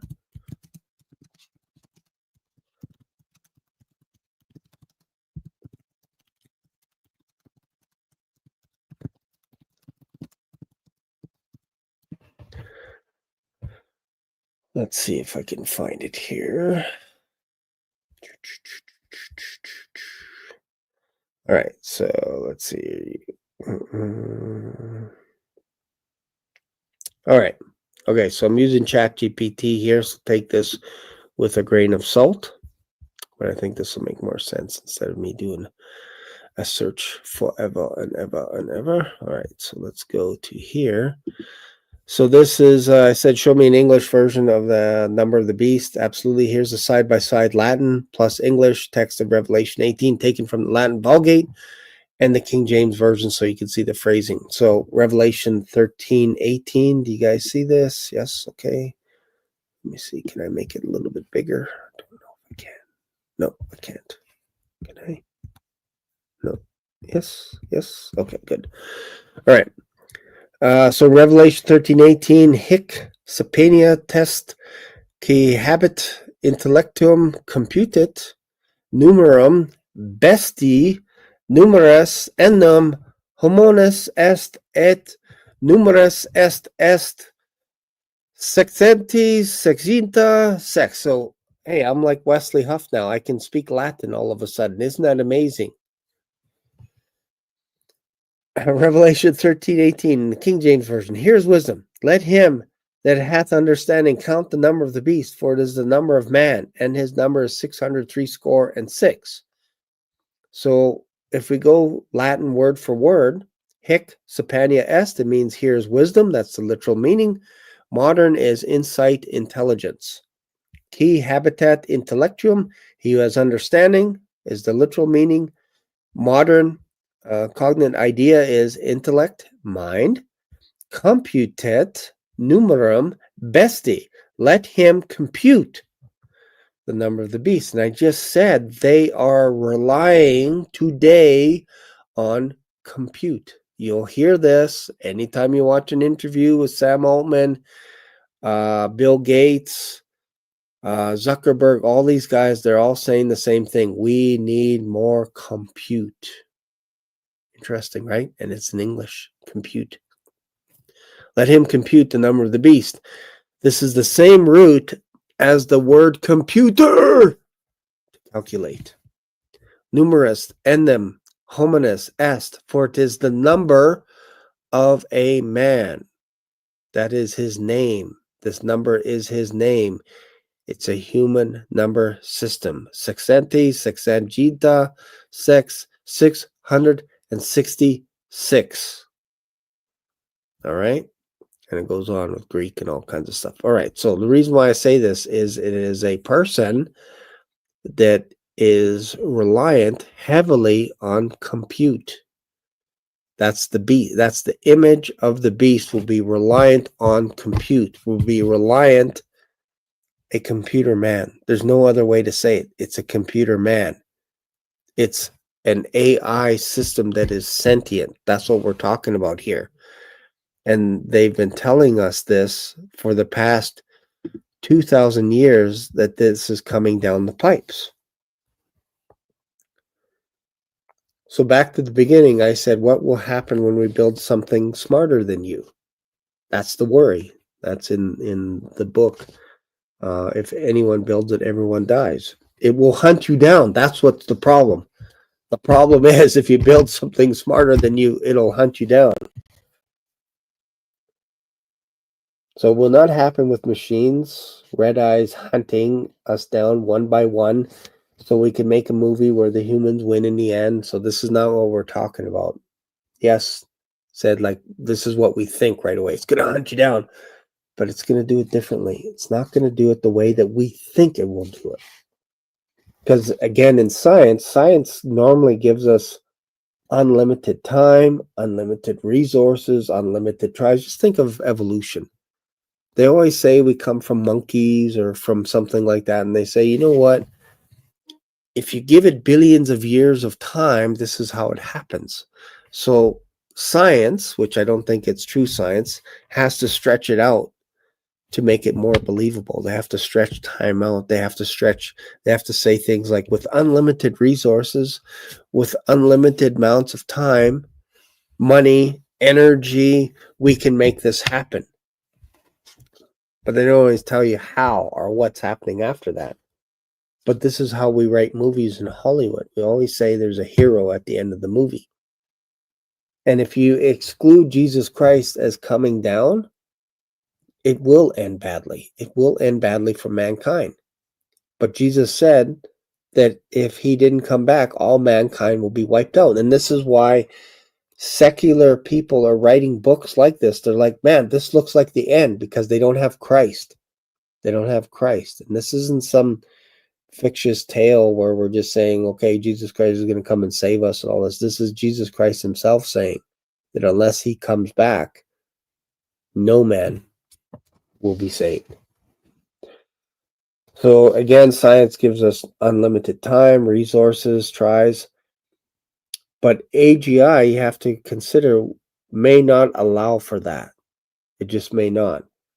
So think about this. If a superhuman program gets a chance to read The Art of War, it's available, by the way, in the public domain, it's already over. The war is over. It's already been won by this computer man. It's already won. Like, look at this. You may not have read The Art of War. In The Art of War, it says all war is based on deception, and you don't start a war unless you know you can win the war. So the Antichrist, with the influence of the devil, started the war already with the end in mind. We're unaware of the casualty count right now, which is coming upon all the earth. We're singing like canaries as watchmen all over. We're like, look, something's coming. But where I think some of the watchmen go in the direction of, they look at Mother Russia as being the end all be all. They're like, Russia's coming after us. And Russia's probably looking, it looks like the U.S. is coming after us. And China's like, we don't want to invade U.S. We got our own problems. We're trying to build this AI thing. We're trying to catch up to the U.S. and we want to do our own thing. We want to manipulate our own DNA and all kinds of crazy stuff. They're doing their own thing, but the U.S. is saying they're coming to get us. So we need to build AI. We need to make it the biggest and strongest.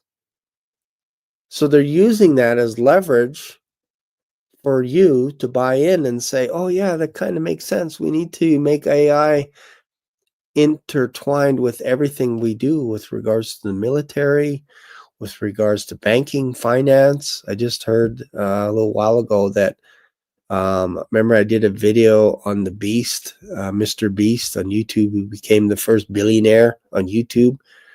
He gives away thousands of dollars to people for contests, making them eat puke and all kinds of crazy stuff, crazy things. And he now bought a bank, which is kind of weird. He has that much money now that he bought a bank so that he can have some kind of a bank system. Calls himself Mr. Beast. He used to call himself Mr. Beast 6,000, which is interesting because we're right about the 6,000 years of humanity, it feels like, since Adam. That's what it feels like. We're right on that edge. I like to say when I'm on Uptime Community Church that we're nearing the beginning of the end, because the end is not here yet. The end is the great tribulation, Jacob's trouble. I believe that's the end, but we're not there yet. We're in the birth pains. Gets bad, goes down, goes up, goes down. And even Bob Barber shared on Tuesday night, he says, like, it's been eerily quiet right now. And I said, yeah, I agree. It feels weird. Like, it almost feels like something's going to happen. And I haven't watched the news today, that by the time tomorrow happens, I'll have something to talk about in the world as to what's going on. But just so you know, my channel will be focusing more on the beast system and AI probably to the end of the year. So if you like this kind of thing, continue to subscribe to this channel. Altman to hear my crazy theories about Sam Altman being the future president of the United States. I don't think you've heard that from anywhere else. Sam Altman actually threw his name into the hat to becoming the president around the same time that President Trump was going to be running. And then AI took off, OpenAI took off, and he's like, nah, don't need to. That's a lot of money to spend into that. So next year's midterms, and Kevin and I will probably be doing an all-day marathon talking about, I think it's the midterm elections that you guys have in the States next November, if we're here. Be talking about that coming down the pipes, and Kevin and I are going to do a marathon. I don't know if we'll be able to go 24 hours, but we want to do a late night Friday night and go all the way into Saturday morning. Like, we might start at like 9 o'clock at night or something on a Friday and go to like 6 or 7 o'clock, maybe even go for 12 hours. I know Kevin will never run out of things to say. I should have called him the long-winded preacher. But Kevin knows a lot about U.S. politics as well, and we want to do a marathon. So if you're interested in that, make sure you subscribe to this channel. It's coming down the pipes. I just need to know that you guys are interested in something like that for us to go all night long, a marathon. I've been asked that a few times from some of the people that have subscribed to the channel. Why don't you make your videos a little bit longer? Why don't you go for 2, 3 hours, 4 hours, that kind of thing? So I've heard you, and we're going to do one. I promise we're going to do one together.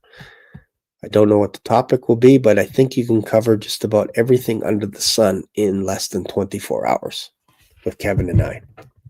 All right, that's coming.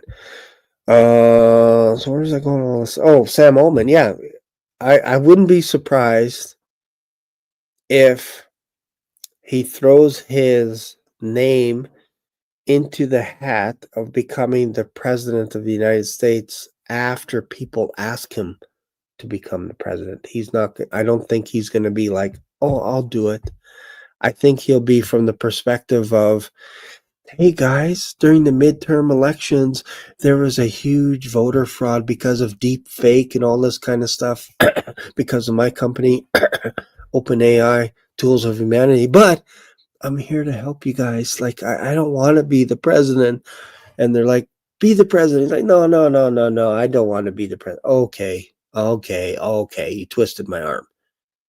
And I think he would announce it July 2027, again, if we're still here, that he's going to help eliminate voter fraud. He's going to run under that kind of a platform that, hey, we need to have basic income, universal basic income. We need to protect ourselves from AI. There's so many AI agents that are out to destroy this nation. And I'm the only one, guys. I'm sorry, but I'm the only one that can help you because I understand it. I basically built it, but I understand it. And then in 2029, you will get the new president of the United States, which I believe will be the false prophet that will lead to the Antichrist. 2029. They're all talking about that. Nobody seems to be getting past 2029. It's kind of a weird year if you think about it. So if I were to guess, loosey-goosey, when do I think we're out of here? I don't want to set a timeline or a date, an exact date, but I think we have like 3 years is what it feels like before this beast system gets 100% fully integrated in our society, which means we have to be gone. This is what I believe. Because it seems like everything is ramping up right now with AI. Again, I wasn't talking about this stuff 2 years ago. I didn't know hardly anything about ChatGPT. I didn't know anything about the Burning Man and Sam Altman hanging out there year after year, where all these men are hanging out, having sex with each other out in the middle of Nevada and exchanging gifts with each other just so that they can go and have sex with each other out there in Nevada, called the Burning Man. Black Rock City, look it up. It's horrible. It's horrible. And I'm telling you, a lot of these guys at the tippity top are homosexuals. That's not me making it up. I'm not calling anybody anything. I'm just saying that's what they are. They're married. Peter Thiel, which is at the tippity top, he was partners with Sam Altman when it came to designing PayPal, which is crazy when you think about it. And then they split up. And then Sam Altman created a founders foundation and single-handedly mentored Sam Altman, who's also a homosexual. So Peter Thiel's married to a man, Sam Altman, who founded OpenAI, created ChatGPT that you use. Sam Altman will be on record to say that, yes, he is a flaming homosexual. That's just normal in Silicon Valley. That's what you do. A lot of them do this, whether behind closed doors or in public. This is why they do the Burning Man every year. At the end of the week, they do it for 1 week. They exchange gifts for each other, and then they burn down a person that is like basically made of straw, and they burn this image on a wooden stake at the end of the week, and they all basically cheer. That's how they end it. And then they take everything down, and it's like they leave no trace behind. You would never know they were there, except they do it year after year. And it's interesting, in the last couple of years, they were flooded by horrible weather that they couldn't even see each other while they're trying to have sex with each other and all kinds of crazy stuff. It's almost like God was coming down to say, no more. Stop it. This is insane. This is ridiculous. And floods would happen, bad weather, all kinds that they couldn't even see each other. And then like the weather would come in mysteriously and then go away. And they're like, this is so weird. We never have this type of weather here. It's only when we do the Burning Man. It's crazy, right? This is all, it's all in this book here. This one right here. Empire of AI. And if you look up Burning Man on YouTube, you'll be shocked as to what they do for favors with each other. You'll be shocked. And it also talks a little bit about Sam Altman's history, where he came out of the closet at 12 years old saying that he was gay at 12 o'clock. And this is a lot of what's going on in Silicon Valley. Like, they're not hiding this stuff. This is not me telling you a dark secret. They're open about all this stuff. Probably why it was called Open AI. I don't know. But I'm telling you, man, this rabbit hole is dark. And secular people are looking at it going, this is a dark, dangerous path that we're going on to, because if anyone builds it, everyone dies. Let's see, what else do I have here? So what's interesting, again, I mentioned this a little bit earlier, is humanity is not taking the destruction of mankind serious. Like I said, it's really good. People say this, but it can also be really, really, really, really, really bad. So what's the big ask? What are we asking? What's the summary of the book? Like what is Yudkowsky saying? He's saying basically we need to on a large scale, we need to ban any technology that is beyond what we're doing right now, that is going like using more compute, all this kind of stuff. We need to ban large AI training runs that are more powerful than ChatGPT 5, which is where it's at right now. We need to track GPU sales when these huge tech giants are buying GPUs on a mass scale, like buying thousands, hundreds of thousands at a time. We need to track that. We need to monitor data centers when we see them almost like energizing, where they're using so much energy that they're literally drying out riverbeds. Like they're all consuming some of these databases. We have to treat it like the Cuban Missile Crisis, where basically we see them firing up their missiles, moving their missiles into place. We need to panic. We need to be on alert because that's what's happening with these databases. He suggests you take them out eventually, or you put a penalty on these data centers that say, look, if you don't comply and shut down, you will be destroyed.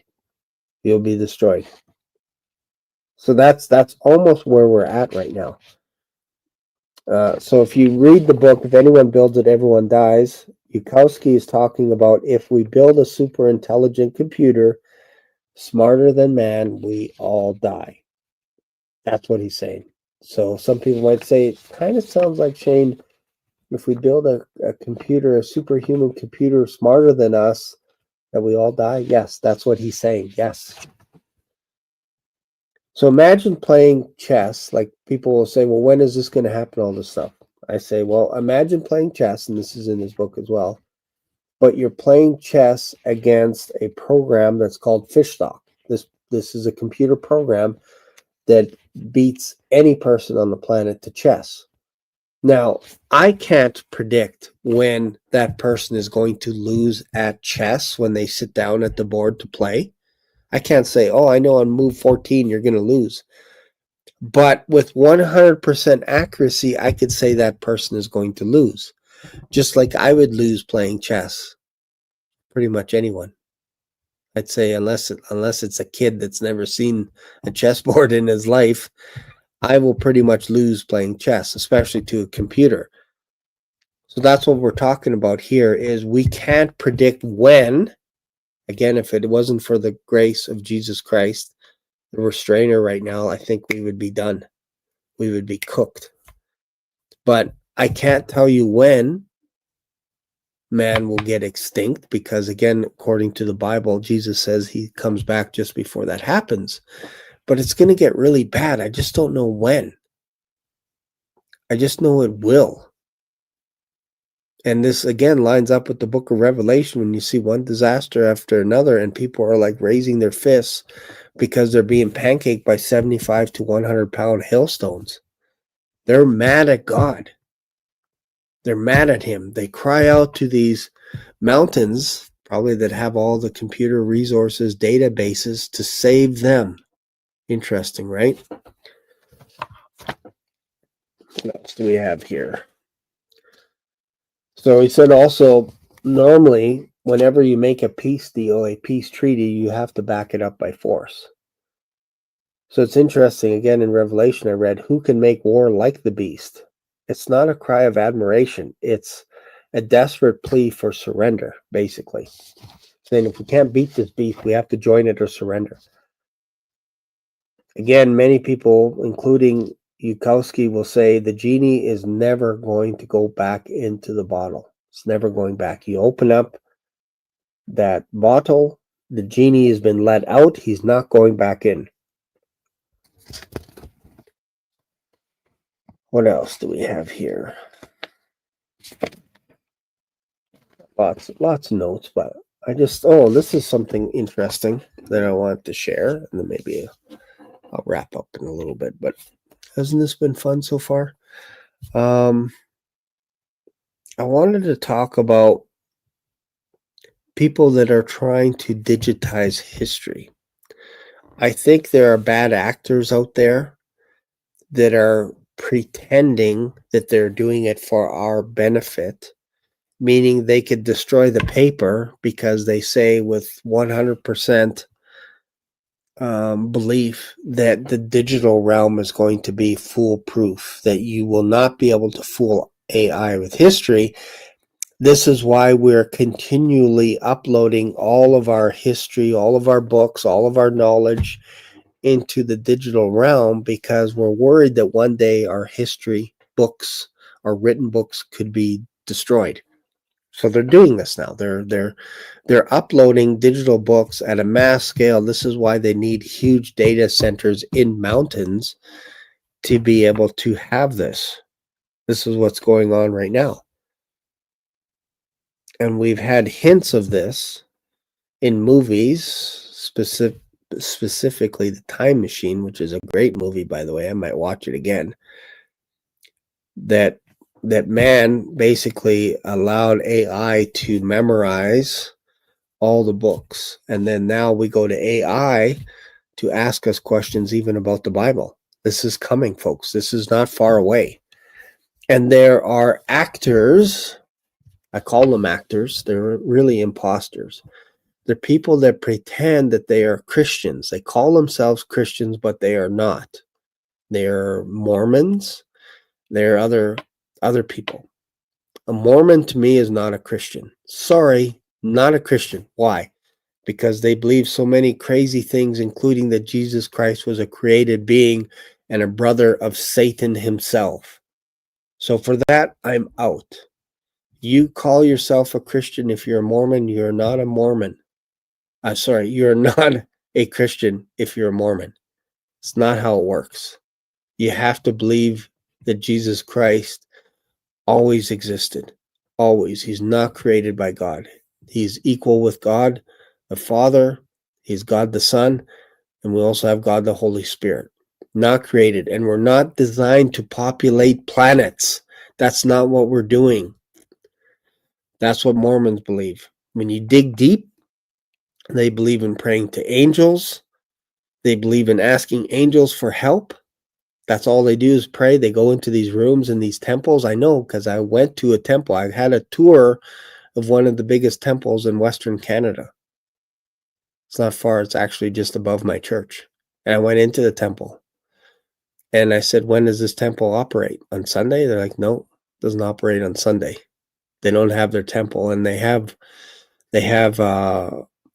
basically a basin where they baptize people for the dead. That's what they believe in, meaning if you have a relative that died 100 years ago, you could pray for that person. If you give a little bit of do, re, mi, fa, sol, la, ti, da money, you can actually get your loved one saved. And don't you want to do that? Don't you want to do that? So I went into these rooms and they're like 40, 50 feet high. I said, what are these rooms for? And they're like, oh, this is where people come in this room by themselves and they pray to the angels. They listen to the angels, and the angels tell them stuff and teach them things. Like, whoa, time out. I'm out. So they have crazy stuff. So when a person that says they're a Christian, take it with a grain of salt. They may not be a Christian, but in fact, they might be an imposter, just like those that say that they are a Jew. Like Sam Altman says he's a Jew, but when you press, he's like, I don't believe in God. Well, then you're not a Jew. It's like, I know, but my dad was a Jew, but we don't practice. But I'm a Jew. You see how this works? And Jesus said there are people that will call themselves Jews, but they're actually of the synagogue of Satan. There are those that are call themselves apostles, but they're actually not apostles. They are also from the synagogue of Satan. And Sam Altman's been called a Messiah type figure. He's been called an apostle, all kinds of stuff. But he's not. I would suggest he's probably from that synagogue that I just mentioned. And I would say there are people that call themselves Christians, but they are not. They are of that synagogue. Same thing with people pretending that they're Israeli. They pretend that they're Jews, but they're not. They're not. And they don't like Christians. That's the real Christians. They don't like us. That's the common denominator. There's something in them that foams when you talk about, hey, you should be married to one man and one woman. They're like foaming. No, it should be guy with guy. They go all crazy. And they're building their infrastructure to come against the true Christians. We just don't see it right now. We just don't see it. But it's all in their material. It's in their textbooks. This is their playbook. 101 is to accept everyone, every religion. Come on in. But if you come against technology, as in the forwarding of technology, you're actually ushering in the Antichrist, Shane. If you don't believe in ushering ahead AI, all this stuff, you're actually allowing the Antichrist to show up, Shane. Didn't you know that? This is what these people are saying. So think about this. You, the Christian soldier, the watchman on the wall, you could be considered an Antichrist type person. Think about this for a second. What I'm saying here is they're going to turn it around on you because you don't want to be a part of their system that proves that you're human. You're actually part of the Antichrist movement. You're bringing the Antichrist here onto this planet. That's the spin that they're doing. They're not telling you that you're going after the Antichrist. They're telling you you're actually part of the Antichrist system for even suggesting that you want to shut this thing down for 6 months or so. You're bringing in the Antichrist. That's the spin that they're going to do so that they can usher in a fake Christianity down the road. And it's going to be for anyone. It doesn't matter who you are. You come in, call yourself a Christian, cool. Take a knee, take the number of his name, take the mark, and you're now an official Christian. Welcome to the one world government. And we're like, what? Where's Jesus in all this? Oh yeah, we believe in him too. Yeah, for sure. But he's just a myth, really. Just a myth. You need to worship this image. That's coming, folks. That's coming, that they're going to twist the religion. So this is why you need to read your Bible. You need to understand what it means to be a Christian, who you are in Christ. You can't get that snatched away from you. These guys are going to twist it so that you're like, I don't want to be ushering in the Antichrist. Give me the mark. Show it to me. Give it to me. I'll take it. I'll take universal income, all this kind of stuff. Whatever you have, I want to be a part of it because I don't want to be a part of the Antichrist system. That's how they'll spin it. And I'll probably make a video on that because you guys probably don't believe me that Peter Thiel said that if you're not part of technology, if you're not advancing it forward, you're actually part of the Antichrist system. That's Peter Thiel. Look it up. Talks about the Antichrist. And one of the reporters said, do you think that maybe what you're doing could be ushering in the Antichrist system? And he's like, no. People that stop technology, stop advancing AI are the Antichrist system. That's what he said. I'm telling you, man, you can't make this stuff up. Okay, so let's go to this other imposter guy. I want you to see this. Some of you may or may not know that this guy's an imposter. Some of you might get mad at me.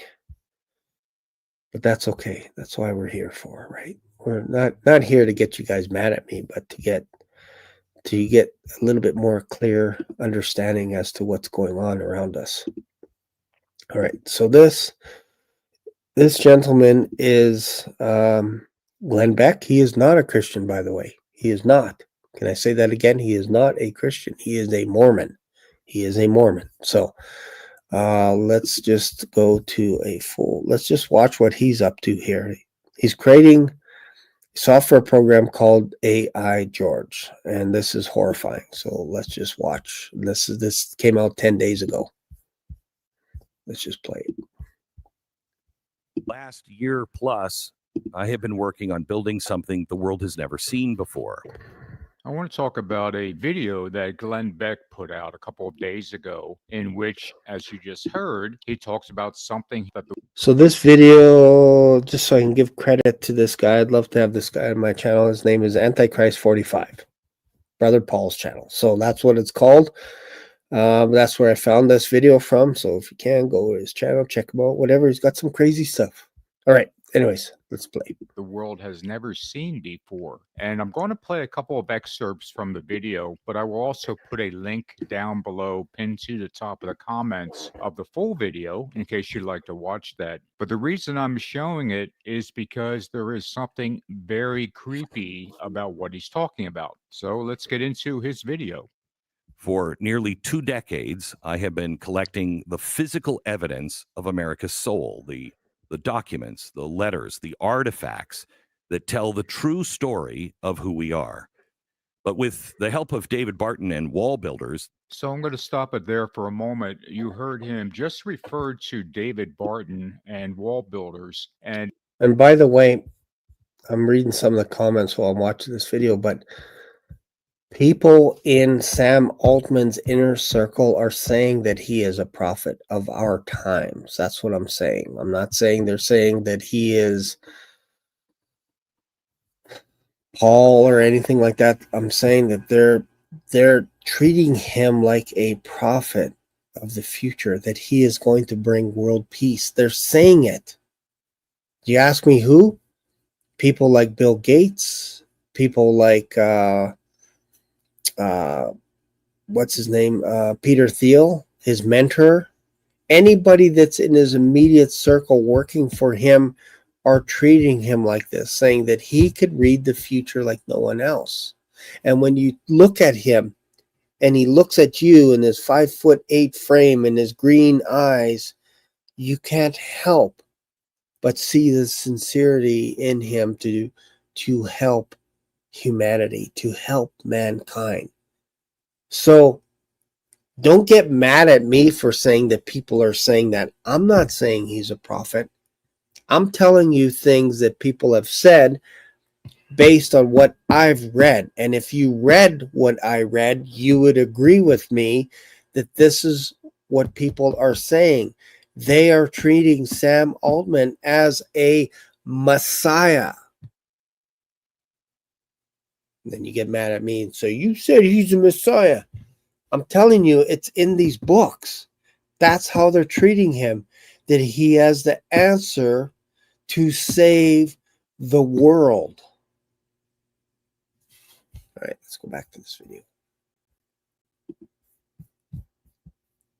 if you don't know, Barton is an American evangelical author. He's a political activist, and he's been described on multiple occasions as a Christian nationalist. Barton's career has been dedicated to the idea that the United States was founded as a Christian nation, and he rejects the notion that the Constitution calls for a separation of church and state. Barton's official biography describes him as an expert in historical and constitutional issues, even though he holds no formal credentials in history or law, and scholars have repeatedly disputed the accuracy of his assertions about history. He's been accused of practicing historical revisionism, pseudo-scholarship, and even spreading outright falsehoods. There's a lot of information online about David Barton if you'd like to research that a little bit, but he has been accused of cherry-picking quotes from history and the Bible. You'll see in a moment why David Barton is an important part of this announcement by Glenn Beck. Now let's get back to Beck's video. That library has now become the third largest private collection of founding documents in the world. It is surpassed only by the Library of Congress and the National Archives. It houses and also preserves the largest collection of Pilgrim and Jamestown documents and items in the world. The entire collection now contains well over 1 million documents and items of evidence of the greatness of the American experiment, as well as our scars and our mistakes. But it is definitive proof of our beginnings. This library is proof that America was founded on Judeo-Christian values. Now, it is simply incorrect to say that America was founded on Judeo Christian values, and that is because there were so many other influences involved, including how many of the founders were deists and Freemasons. You'll see why that matters in a moment. Let's get back to the video. It is proof that our mission was not slavery, but freedom for all mankind. It is proof that while we have committed terrible wrongs, we have also accomplished miraculous things. It is proof that our story began not in Jamestown, but in Plymouth, Mass. It is proof that when science divorces itself from moral truth, darkness follows, and usually profound darkness. So I'll stop it there for a second because we can see where this is going. It's all about American exceptionalism, including the false idea that America was based on Judeo Christian values. But it's about to get a little scary. Let's keep watching. Over the last 3 years, my team has spent hundreds of thousands of dollars and hundreds and thousands of man hours digitizing this unparalleled archive. In the last year plus, I have been working on building something the world has never seen before. What was once contained and still physically is in a tornado-proof vault, and then another, they call it a mountain here, but I call it a Texas hillside, and a third location, a granite vault in the Rocky Mountains. All of this history is now also contained in a digital vault, all now on blockchain. So these facts and artifacts will never, ever be lost unless you want to shut down the entire internet. See that? That's how it starts. This is how you become the enemy.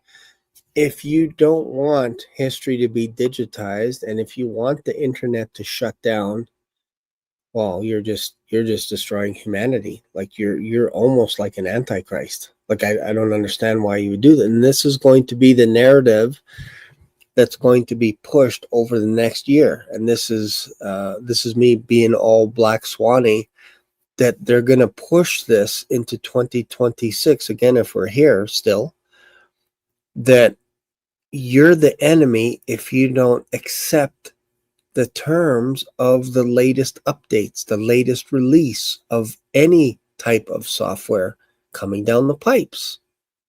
Because we're just trying to help you out. We're trying to factualize history. We're trying to make history what it really is, and we don't want anybody to manipulate the history. So that's why we're transferring it all to a digital domain inside mountains, databases. So now you start to see Revelation and Daniel when it talks about mountains, that we're actually talking about compute. We're talking about systems that can store this information because they're not alive. They just need more resources to be able to save it to memory. And these resources, these data centers are all consuming. They will dry up riverbeds like you won't believe. They will just suck up all the water because you need to cool these systems. And they're not there yet. They can't effectively, and it's always fresh water. It's so weird that they tell us, hey, don't water your grass after 4 p.m. or before 4 p.m., after 10 a.m. and 4 p.m. because you're gonna use up all our water. And yet data centers will dry up rivers. And nobody's arguing. Where's Greta Thunberg? Where is she? She should be picketing outside of these data centers going, you're using up all of our fresh water. Nope, not there. Weird, eh? Weird that she's not around. Crazy. Let's continue. But more than just preservation, which was my first. And I know it's not the Burning Man. I get it. That's the only thing that people correct me on. It's like, hey, you said it should be Burning Man, but you said the Burning Man. So I like to correct people. You should put the. It's like saying the Facebook. It's a Facebook. Well, okay. You do understand what I'm talking about, big picture here, right? Before you dissect how I speak. I'm not a rocket surgeon. I'm going to get a lot of people mad at that. They're like, you're always saying coming down the pipes. Yes, it's coming down the pipes, not pike. I'm not an American. I'm a Canadian. We talk different. We have weird accents. We're strange. But if you understand what we're talking about, big picture, we're talking about mankind in trouble unless Jesus Christ comes back. That's where we're in. And they're starting to upload your history in America to these digital mountains. Why? It's probably a lot easier to manipulate digital history than it is paper history. I got to tell you, it's way easier. And this guy's spearheading this, Glenn Beck. Goal. We now have created the first independent, proprietary, AI-driven American historical library. Now we start to get to the heart of the matter. There's something that's going to be new to the world. It involves AI, and it's based on all of these historical documents that supposedly show how exceptional America is and how it was based on Judeo-Christian values. Let's go on. And it is, as you will see next year, complete with its own librarian. We call him George. George is built from the writings of George Washington himself, the writings of the founders, the thousands of sermons that they heard from their church pulpits, the books that they read, and the principles they lived by. So the AI is called George, and it's built from the writings of George Washington and the founders, along with a selected number of sermons, all with the intention of, again, demonstrating that America 100% this is lining up for persecution of Christians before the rapture. 100%. So we're not talking about a massive scale, like the whole world all at once persecuting. But Jesus said, you will face persecution because of me, because of Jesus Christ himself. We know that. That's not the wrath of God. And this is where post-tribbers get mixed up. They think the wrath of God is the same thing as somebody coming up to you and saying, you can't preach on this corner. You're not allowed to preach Jesus Christ on this corner. That's called persecution. And then if you get harmed, of course, that's horrible. It's horrible. But that's not God raining down wrath on you. That's people coming against us. And I think that is going to ramp up and up because, again, we're calling these people out. We're singing like canaries saying, look what these guys are up to. Now you guys have AI George now. You ask AI George about true American history. Don't believe what you read in the books. Because the books could be corrupt, they could be corrupted, they could be duplicated, whatever. Don't believe that. Believe digital AI first. Believe George. Believe what George says. George has the truth, even though a lot of the founders were deists. was based on Judeo-Christian values. Now we start to get into a bit of the problem with what he's talking about. He can find any artifact, any document, any speech, and delivered it to you as evidence that what you were taught in school was either misguided out of ignorance, a half-truth, or most likely an out-and-out lie. He will also be able to teach the Constitution. He will teach the Federalist Papers, the civics, American history, in a way that no one has even thought of. No one has ever generated And it can generate it all without hallucination, as it is all contained in a secure, isolated server where every document. Notice he just talked about hallucination. I think this guy will talk a little bit about it, but hallucination is basically when programs like ChatGPT, Gemini, whatever, just get it wrong. And they get it wrong, and they continue to get it wrong until you correct them. And if you keep agreeing with them, they'll keep going deeper and deeper and darker and darker and deeper, and they will be convinced that what they're telling you is factual when they make a mistake. That's they call it a hallucination. We would call it basically a lying spirit, that they're lying to you and they're doubling down on it. Now, Glenn is saying somehow George AI is a way better model than what billionaires have produced with OpenAI, Gemini, Copilot, Pi, all the stuff that his AI model will never hallucinate.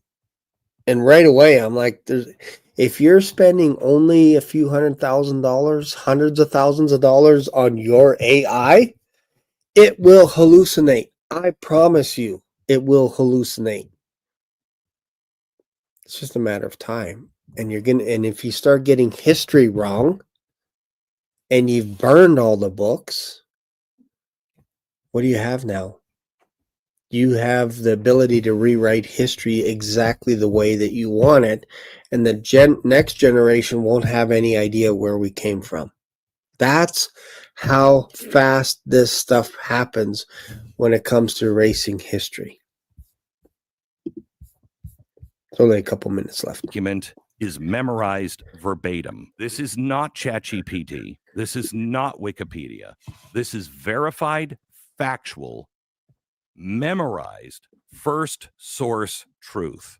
So you heard him talk about hallucinations. When speaking of AI, hallucinations are a term used when AI models generate content that is plausible but incorrect or even nonsensical. And that is because AI can and does use false information. And in this case, information being fed into AI, George, is selectively biased toward the idea of American exceptionalism, of America being a Judeo-Christian nation from the beginning. It is what David Barden and wall builders are all about. You will not get information on any of the founding fathers being Freemasons or deists because that does not fit into the overall narrative that these men founded this nation on Judeo-Christian values. It's AI being used to create a false image of the beast, an image that seeks to promote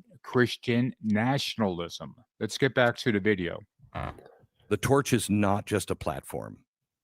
The torch is a mission, and it is a mission to illuminate. It is a mission to bring light where there is darkness. It's funny that their software, basically, they're calling this the torch for AI, George. And it's kind of interesting that the devil is a light bearer as well. Like, if you think about the Statue of Liberty, and I talked about this in other videos or whatever, like they talk about basically the liberty, and then you got to ask yourself, liberty from what? It almost looks like that the Statue of Liberty is actually a fallen angel in some ways, because at the bottom of the feet is a broken chain. And we know that one day in the future, the devil gets released from the bottomless pit. When he gets captured, gets thrown into the pit, and gets released. I just wonder if sometimes that Statue of Liberty will be a beacon, a torch, if you will, for all those creatures that come out of the bottomless pit that look like locusts. And if they're looking around in the world to see what time they're in, because don't forget, they've been bound up for at least 1,000 years, and they get released. Let's say they get released before the devil gets released. We don't know how long they've been there, but they may not know where they are in time. So the first thing they do is look for idols. and all of a sudden you see this huge Statue of Liberty, that could be a beacon for them. Hey, we're kind of like in a time before the flood. That's what this reminds us of, because before the flood, there was violence everywhere. So it's interesting that he calls this organization Torch, like it's going to be a light, but we know Jesus Christ is the light. He is the only light. Let's continue. It is a light to guide those in darkness to safety. So you heard Glenn Beck talk about the Torch, which is an app that will be available in the next few weeks on glennbeck.com. And it's through the Torch that you'll be able to access AI George, where you'll learn about all of these incredible founding documents that demonstrate that America is exceptional, that this is a Judeo-Christian nation from the beginning. Except none of that is true. It is using AI to promote Christian nationalism. And I also believe this very well could be a step toward the image of the beast, that there will be another AI coming in the not too distant future that will involve the image of the beast, and it will speak and cause that as many who do not worship the image to be killed. This is coming, and AI George is a step towards that eventuality. Here are the last few seconds of Glenn Beck's video. And I would love for you to be a partner with us. And I am asking you one last time to help me build something to change the world for good. Well, to change the world for good, that's what they always say. And it's interesting that when you hear of the Crusades, people will just say, well, that's the Christians killing the Muslims and all this stuff. And it's like, it's interesting that you can give people that participated in the Crusades, you can peg them as Christians because they're in the West. And that's, I think a lot of people do that today. They'll say, well, the West, they're Christian. It's like, really? You think we're all Christians just because we're white or we're from Canada or America, that automatically we're Christians? You're labeling us all as Christians. And it's not true, but there will be, I believe, a new form of a Christian religion that is going to look on the surface like Christianity. They'll say all the right words, and people will just buy into it. They'll just buy into it, and it's going to be AI driven. I believe that's the next wave coming. I would say probably as early as next year. Like we're talking January that this stuff is going to be released, and you're not going to know if you don't read the Bible in its entirety. You're not going to know whether or not it's Christianity or not, because all you're going off of is what other people say. And they'll lead by saying, you don't have to read the whole Bible. You don't have to believe that Jesus Christ was born of a virgin chain. You don't have to. You don't have to believe he died on a cross, because let's be real. Did he really die on the cross? I think he just pulled himself off of the cross and crawled away. Like, you believe all that stuff? Like, man, that's not true Christianity. True Christianity is freeing. You should be free, brother. That's how they're going to position it. And if you're not careful, you will fall into that trap. And you'll think, wow, I go to a great Christian church because they say they're Christians, and they won't mention Jesus Christ at all. They'll just say God. That's it. They won't even talk about Jesus Christ. And they for sure will not talk about Paul, because Paul was taught everything by Jesus Christ himself. And they're like, nah, Paul's a liar. Don't talk about him. Anti-Semitic. In fact, the New Testament's kind of anti-Semitic. Jesus came against the Jews. He called them names and all kinds of stuff. It's like they'll twist it on you. And if you don't study the Bible, like I've been telling you to study first in the morning, you're going to get snowed. You're going to get drowned by this next wave that's coming, this next deluge. It's going to be heavy. And you're going to be like, I don't know where to go. I don't know who to turn to, because they're all saying they're Christian.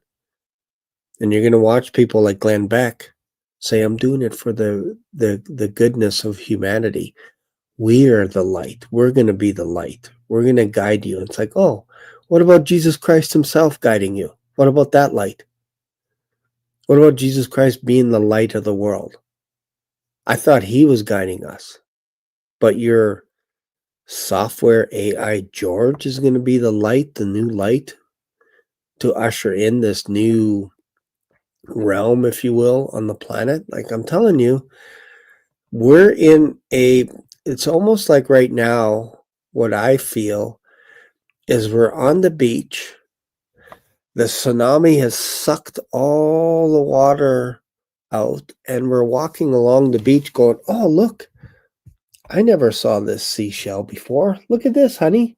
And then you're walking out further and further and further, and you're like, that's kind of weird. When I got to the coast and I was in the hotel, I never saw a postcard that had that big wall. What is that wall way out there? That's weird. It's like hundreds of feet in the air. Meanwhile, people on the buildings are shouting to the people that are collecting the seashells, it's a tsunami! Get out! Get off the beach! And that's what we're saying. That's what I'm saying right now. I'm saying a tsunami of deluge is coming. And I think it could be here as early as January 1st, 2026. That we're going to get snowed in so many ways that we're going to be like, I don't know what's true. I don't know what's real because I don't read the Bible, so I have no idea. I can't hear the Holy Spirit because all I'm doing is listening to CNN, Fox. I'm listening to everyone else, people that pretend that they're Christians, telling you that they are, but they're not. I believe that's the next wave coming. And I'm going to continue to do book reviews, although they're more like summaries, thoughts, on a continual basis as we get closer, again, if we're still here, towards the midterms, which are next year. Because then you can go, yeah, you know what, Shane, you're crazy. You're crazy because there is no such thing as voter fraud happening. Nobody's concerned about voter fraud during the midterms. Nobody's concerned about it. Then yeah, okay. Unsubscribe. Turn off this channel. Turn to another channel. But I feel it. Mark my words, that something is coming down the pipes that is going to be quite deceptive, and it's going to be even tough for me to decipher between the lines. That should say something, because I'm constantly looking at it going, this video is real, this video is not real, that video is fake. They just did a fake video, Russia shooting down something in Ukraine or whatever, a building, and then I would show it. I'm like, look at that, the footage is fake, look at all the nodes, it's the keyframes are off and all this stuff, and people are like, what? I don't know what you're seeing. What are you seeing, Shane? And then they look at it and they're like, what? So I'm telling you, there is fake news out there and there's fake wars out there. That's what you call rumors of wars. And it's going to increase so that you'll see a building blow up and you're like, wow, that looked pretty dang real. That was on CNN. That just happened. And then you're going to panic. And meanwhile, it's going to be fake. Because the software is only getting better, folks. You won't even be able to tell eventually that I'm real or not real. One day. It's only because I make so many mistakes and craziness that it's like you guys could tell, oh yeah, this guy is real. Because look at him. He stumbles, he makes mistakes, he makes errors, all this kind of stuff. Doesn't even comb his hair. But I don't know why I'm doing this. It's definitely not for the clicks. It's definitely not for the views, because I take a kicking when I talk about this stuff on my channel. Like, it gets squashed to hell and back. It's crazy what happens when I talk about this. And I have to keep telling people, continue to subscribe to my channel. We're only getting crazier. And Unbeknownst to you, you might have been accidentally unsubscribed because YouTube is doing that. They've done it to me. Sometimes they'll knock off 10, 20, 30, 40, 50 people a day on my channel. It's weird, man. I'm telling you, it's happening all over to various Christian channels. My mom has had to resubscribe 3 times to my channel. And I know other friends that are like, hey, I didn't get a notice about your channel. It's probably because you got unsubscribed by YouTube, and they're doing this right now. It's crazy, I'm telling you. So I'm not doing this for the clicks. I'm not doing this for the views, because there's easier topics to talk about that would get me so many views through the ceiling. But I refuse to do that because I feel like I've been led down this direction to keep an eye on artificial intelligence. That seems to be my wheelhouse for some reason. So thank you guys for watching the show. I know we went a little heavy, a little long. I'm also going to be on tomorrow afternoon, 3:30 my time, 5:30 Eastern, Rev Talk. We have a few guests on. Should be fun talking about Christ, false Christ. A lot of people think that's just people walking around saying, Jesus, I'm Jesus, and then you run away.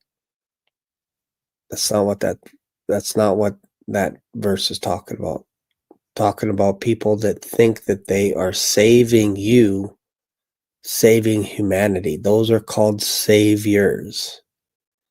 Messiah type figures, Messiah type thinking, that they think they can intervene and save you instead of Jesus Christ. And they're doing it in deserts. They're building these huge databases that are telling you, hey, you need to invest in these databases. Hey, you need to do this, participate in this to save yourself. Trust me. Trust me. I will save you. That's what a savior is. That's what a Messiah type figure is. That's what Christ means. Christ means Messiah. Christ means anointed one. Somebody gave them permission to speak on behalf of their organization, on behalf of their mountain, to you, to tell you that they're saving you. God sent saviors in the book of Judges. We call them judges. They were also called saviors, Messiah type figures in the book of Judges, because they would save. One person would save entire tribes. Think Samson. He was a savior type figure. He was a Messiah type figure. He was a Christ-like figure. He was a man on a mission to save people. He was a judge. So when Jesus says there will be many people saying, I am Christ, they're not saying, I am Jesus. That's not what they're saying. They're saying, I have an answer. Look to me as your answer for your problem. And they will say things like, come out to the desert. Move here. Move to the desert. Come to this region. It will save you. Come to these caves. Come to these mountains. Go underground. It'll save you. I have the answer. That's what false Christ will do. And it's going to ramp up higher and higher and higher. And we're going to talk about that tomorrow.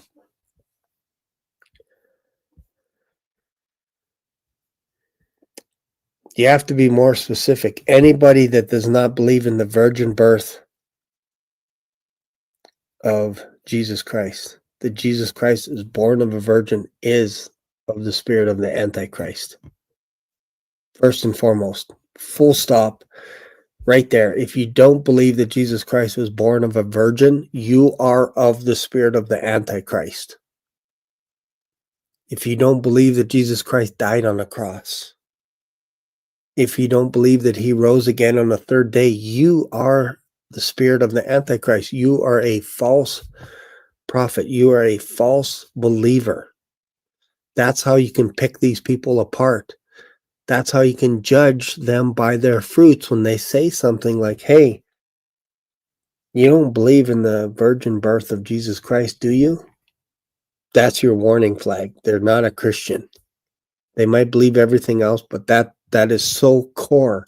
You have to believe that Jesus Christ was born here on earth. You have to believe that he died on the cross willingly. He laid down his life for us. And he died.